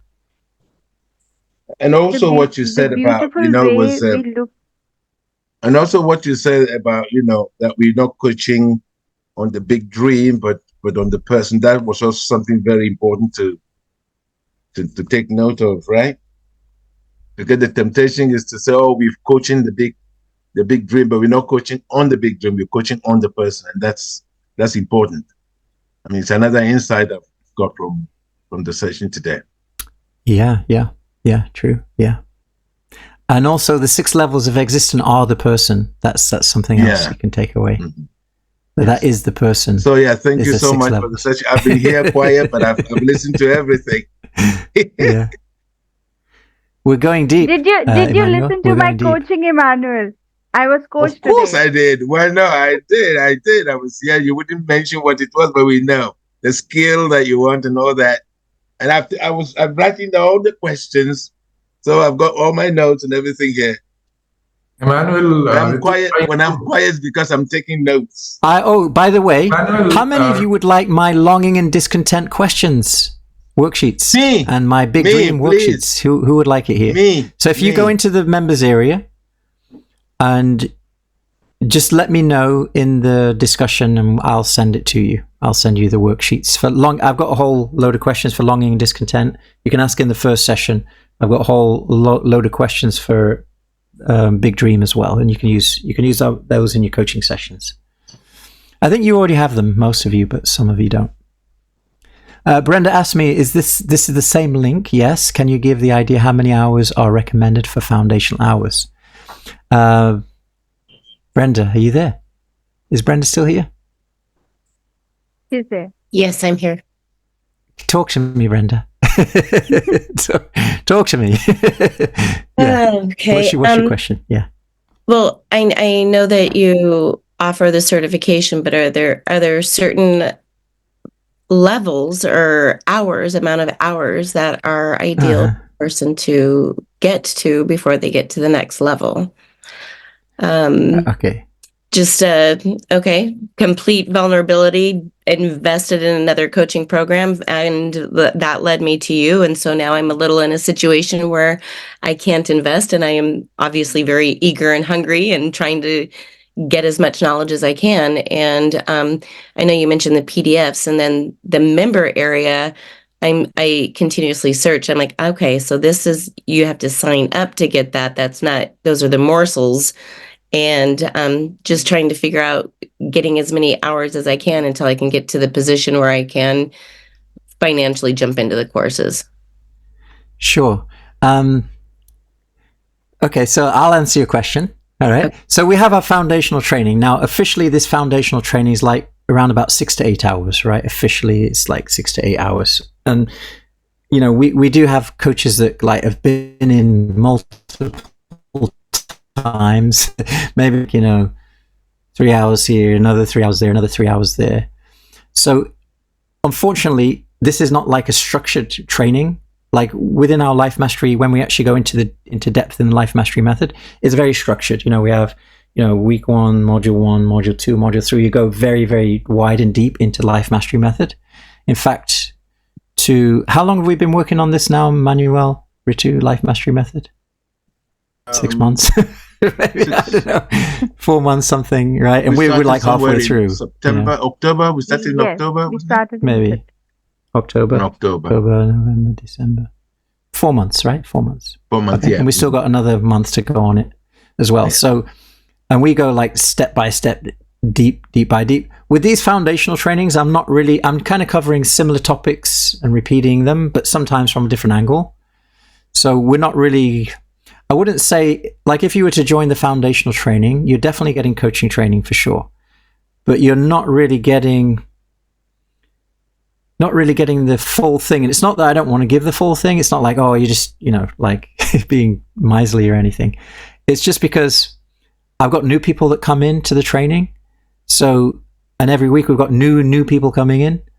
So if I was to do this like as a modular course, it wouldn't be possible, because by the time we get to module 4, like we've got new people coming in each week. So it's kind of like really hard in that way. So very often I'm just kind of repeating the thing. So I don't have it like as if you attend this one, you kind of multiply your hours. I don't officially have it like that.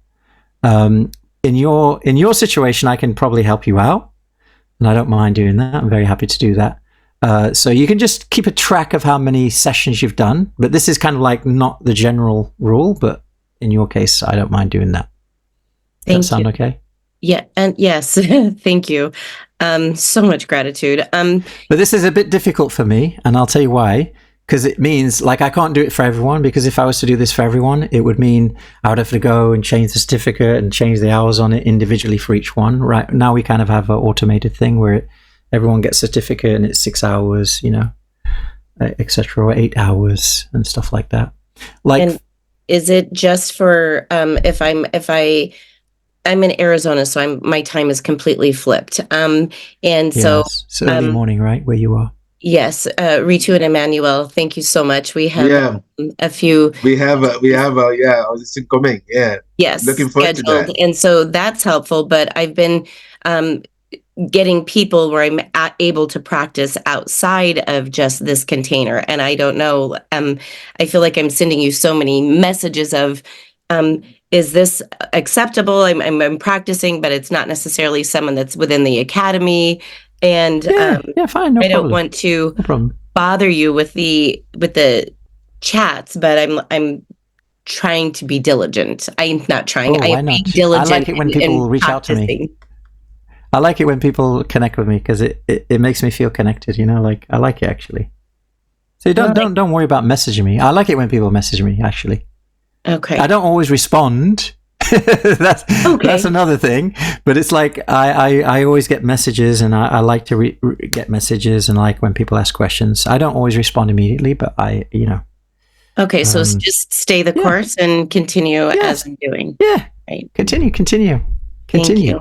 Oh, and also I don't know if Seema is still in here. She also, we just confirmed a time. So I've got 3 people from this container, and that makes me super excited because I know that they are so much further ahead of me. And I'm just so excited to gain so much knowledge and guidance and wisdom. And as an educator, I'm able to use it in my classroom with my little kids. And, you know, I love this. Thank you. Thank you, everyone. This is lovely. This is the best community you can ever find online. Brenda, can I assure you? Yes, I completely agree with you, sir. So much. So grateful for it. And actually, if Arnie is still here, Arnie's the one that brought me here because we met in another container. He did? And I'm just like, oh man, if only it was a few months earlier. Yeah. Okay, well, I'm glad you told me that. That makes me feel good. Mm-hmm. It's a boost for my ego. Absolutely incredible. And I love how you just, instead of, oh, hey guys, here you go figure it out. And it's like, kind of why we were looking for a mentor or somebody who's ahead, to not just go figure it out, but to understand, so that when we show up for our client, we show up to the best of our ability. And that's what makes the community special. That's what makes this place special. Yeah. Oh, yes. I mean, in the other one, just, you know, a lot of cheerleading, but I really feel here I'm being educated, and that makes me show up fully, and like I can offer what a person is in need. So thank you so much. Yeah. And we'd love to have you here with us. I would love to have you on the inside, Brenda, because, oh my God, it's so amazing. Yeah. Because then we could really take you. I understand you're in a situation. We'll wait for you. We'll wait for you, Brenda. We'll wait for you. Yeah, we'll wait for her. I'm coming. Share with us. I'm coming. Yeah, she says she's coming. That's good. We're waiting. Patiently waiting. We're not going anywhere. Thank you so much, everyone. And thank you, Raj. It's a great opportunity, Brenda, to have experience of peer coaching sessions with you. It's a great learning with you as well. Whatever we are getting an experience. So it's a two-way learning. So thank you for doing these sessions with us, even. I appreciate you. Thank you. Yeah. Thanks, Brenda. Thank you, sir. Sir. Thank you, ma'am. Everyone keeps calling me sir these days. It's like weird. There are too many grey hairs, I think. Need to dye my hair. Okay. Shave it. Do like I do. Shave it. Shave it. That he keeps doing all the time. Just to clarify, not at all. It's just a sign of the utmost respect. So thank you. I know. Very, very, very kind of you. Okay, so I think Vivek has one more question. I was waiting for a question, so Vivek has a question. We have all the time in the world, by the way. Yeah. Thank you so much. Some of you, if you need to go, feel free, but I'll be here for a couple more minutes and then we'll go. Yes, Vivek. Yes, Braj. So I was enjoying the conversation also meanwhile. and I thought I can ask a question. So that's so nice of you. I would like to know that as a coach, you are meeting a lot of clients, Braj, who have different aspirations, isn't it? And you are trying to help them to build their capabilities, to kind of even, empower them that way so that they can achieve their dreams themselves. But in this entire coaching journey and process of, first of all, understanding them, then empowering them, as a coach, how do you build yourself? How do you keep yourself always, ahead of others, that you are able to guide them? I mean, I'm very curious, and at the same time, as a coach, I would like to know that, how to stay ahead, what all we need to do so that, we can kind of guide others. And maybe if not in that position of guiding, then like, how do you tackle the situations? Okay. And what's, if I was to ask you what was an answer to that question for yourself, how would you answer that question? Or Okay, what were your thoughts to that question? And I'm not trying to just shirk it off to you, but I just want to know where your thinking is in this area, so then I can create my answer around which. Okay, so I am like, yeah. So I'm actually understanding that, uh, uh, like I can't be. I can't be perfect in every area. So when somebody's reaching out to me, I I mean, it happens at times out of experience also, isn't it, Braj? That it's not always like these skills part. What even I could understand from today's like course foundation program also, that it's more of the experience, more of the dealing with different people, that you pick up things on the way. But even then, if you are not, um, to that level, um, how can you guide? Or moreover, it's not that how can you guide, the question is how to keep ourselves ahead, how to keep ourselves equipped rather, so that we can deal with various kinds of people. So I think if I have made my question a little clear. Well, I'll give you the quote from Bruce Lee. He said, "I'm not afraid of a person who learns 1,000 different ways to kick, but I'm afraid of a person who learns one kick and learns it, practices that 1,000 times." So, if you look at a life mastery coaching method, in one way, it's very simple, and there's not too many moves. Like you've got behavior, capabilities, values, beliefs, stories, identities, and each one is like a move, And then you've got the 9 principles. So we only really need to learn those moves. Or let's think about chess, right? You've got chess and you've got different pieces. You've got your pawns, you've got your, But within those moves, there's so many different places you can go on the board, right? So like, the pawn goes 1 or 2 at the beginning, and the horse goes like that, L shape, and the queen can go that way, or that way, that way, and the king can go one space all around. Each one has got their own moves. The bishop can go on diagonals. So in the same way, when you kind of understand the core concepts, you can literally coach anyone on anything. You don't have to learn everything about everything, but you just have to learn the core principles of the, life mastery method in terms of coaching anyone on anything. And then you can just apply that and then that just becomes practice, because it's like, okay, wow. And then you start to see how things are connected. But you're only really learning 6 or 7 things, not more than that. If that makes sense. I understand, Braj, but okay. I mean, from your answer only, I think what came to my mind was that suppose, like there is business coaching, in which you have to coach businesses, people who are into businesses, you are scaling their businesses. Now that's completely a different domain altogether. Say, rather than someone coming for a personal success, or in a personal space, for example, and this is like a business space, so the concepts are generic, But I mean, how do you apply it? Every journey is a new journey. Every person is unique. Every person has a different belief system, and the way to deal with that belief system is again going to be very different, isn't it? So my question is a little bit on that side, that I mean, how to apply the core principles with various people in various situations, because everyone is different.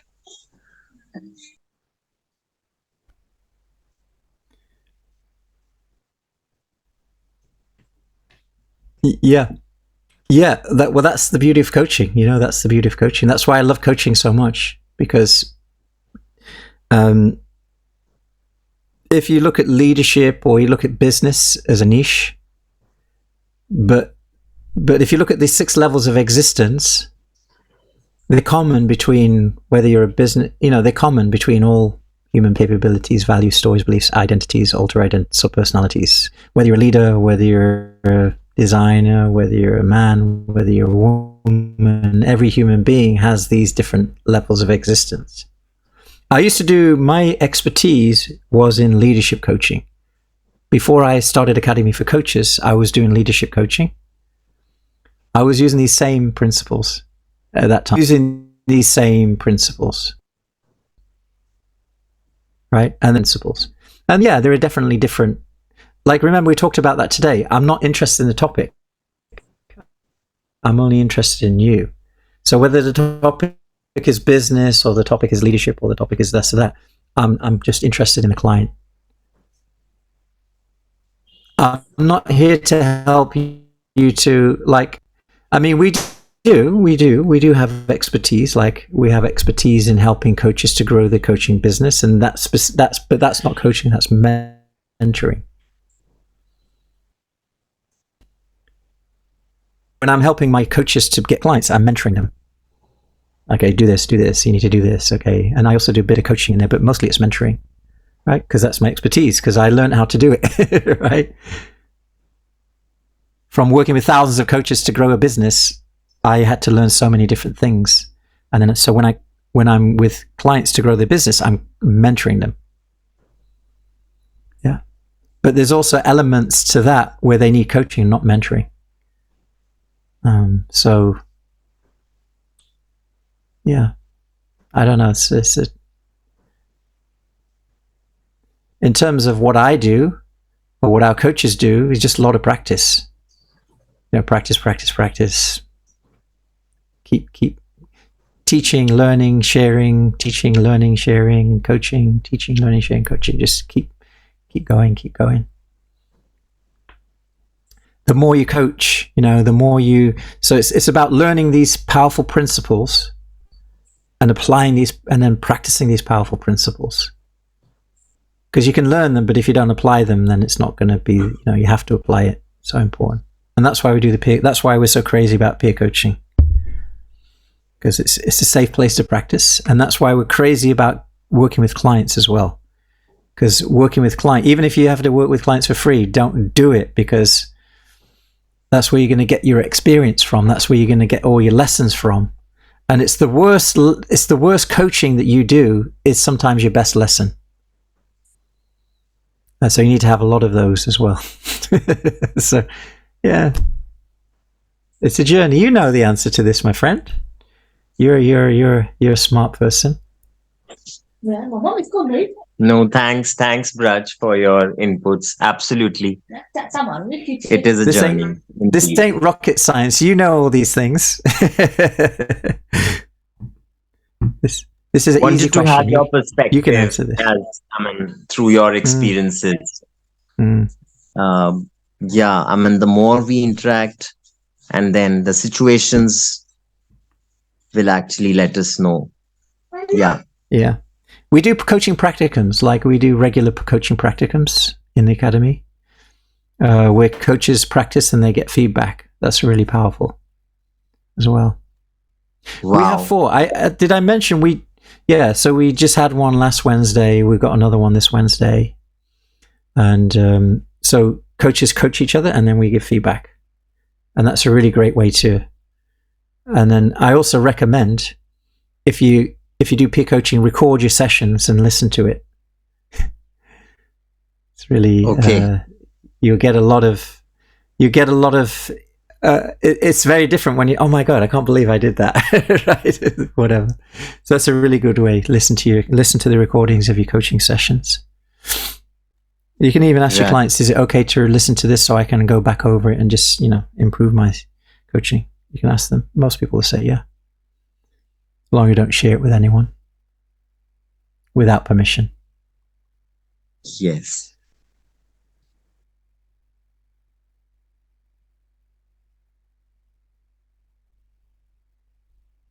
What recommendation, Emmanuel? What was Emmanuel's recommendation? I'm not sure what you mean. No, I didn't mean. I didn't talk about recommendations. I was saying that we could just go a little deeper into the longing and discontent curve, but that's not today. But of course, yeah. Yes. Yeah. No. Okay. We'll do that. Yeah.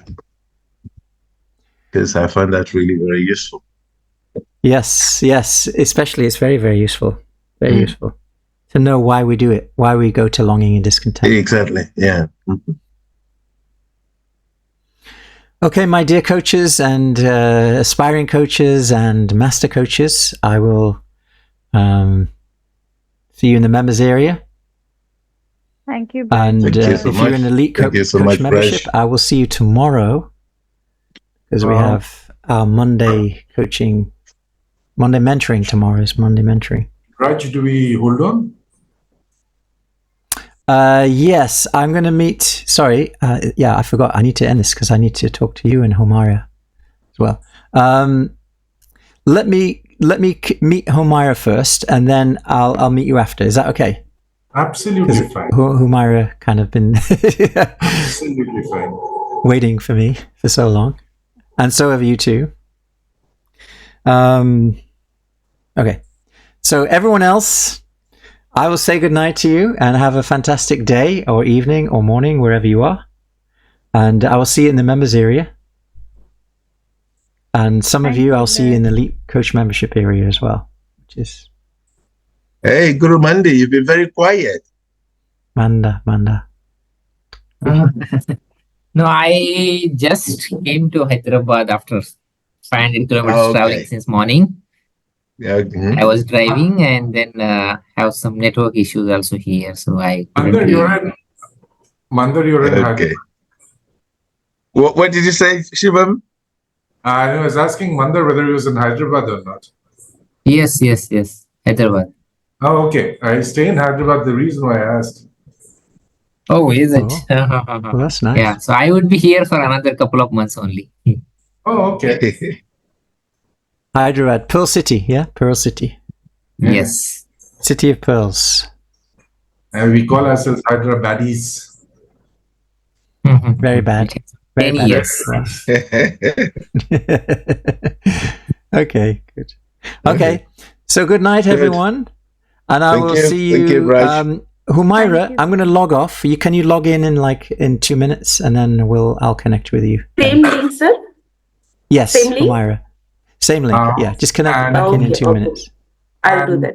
Raj, how do I you can come in after 30 minutes, okay? So okay, will do. After 30 minutes, yeah. And I'll have a chat with So, Humaira. Raj, do we have to send a special request for the questions? What was that? Do we have to send special request for the listening question for the discontent You just questions? send me a request in the members area. Send me a request. Okay. And then, in fact, maybe, Emmanuel, you could just make a post. Does anyone want the coaching questions? And then they can put their name in that post. And then I'll put the link in there. Ritu, why don't you make that post? Ritu is the best for making the post. No. Ritu got volunteered.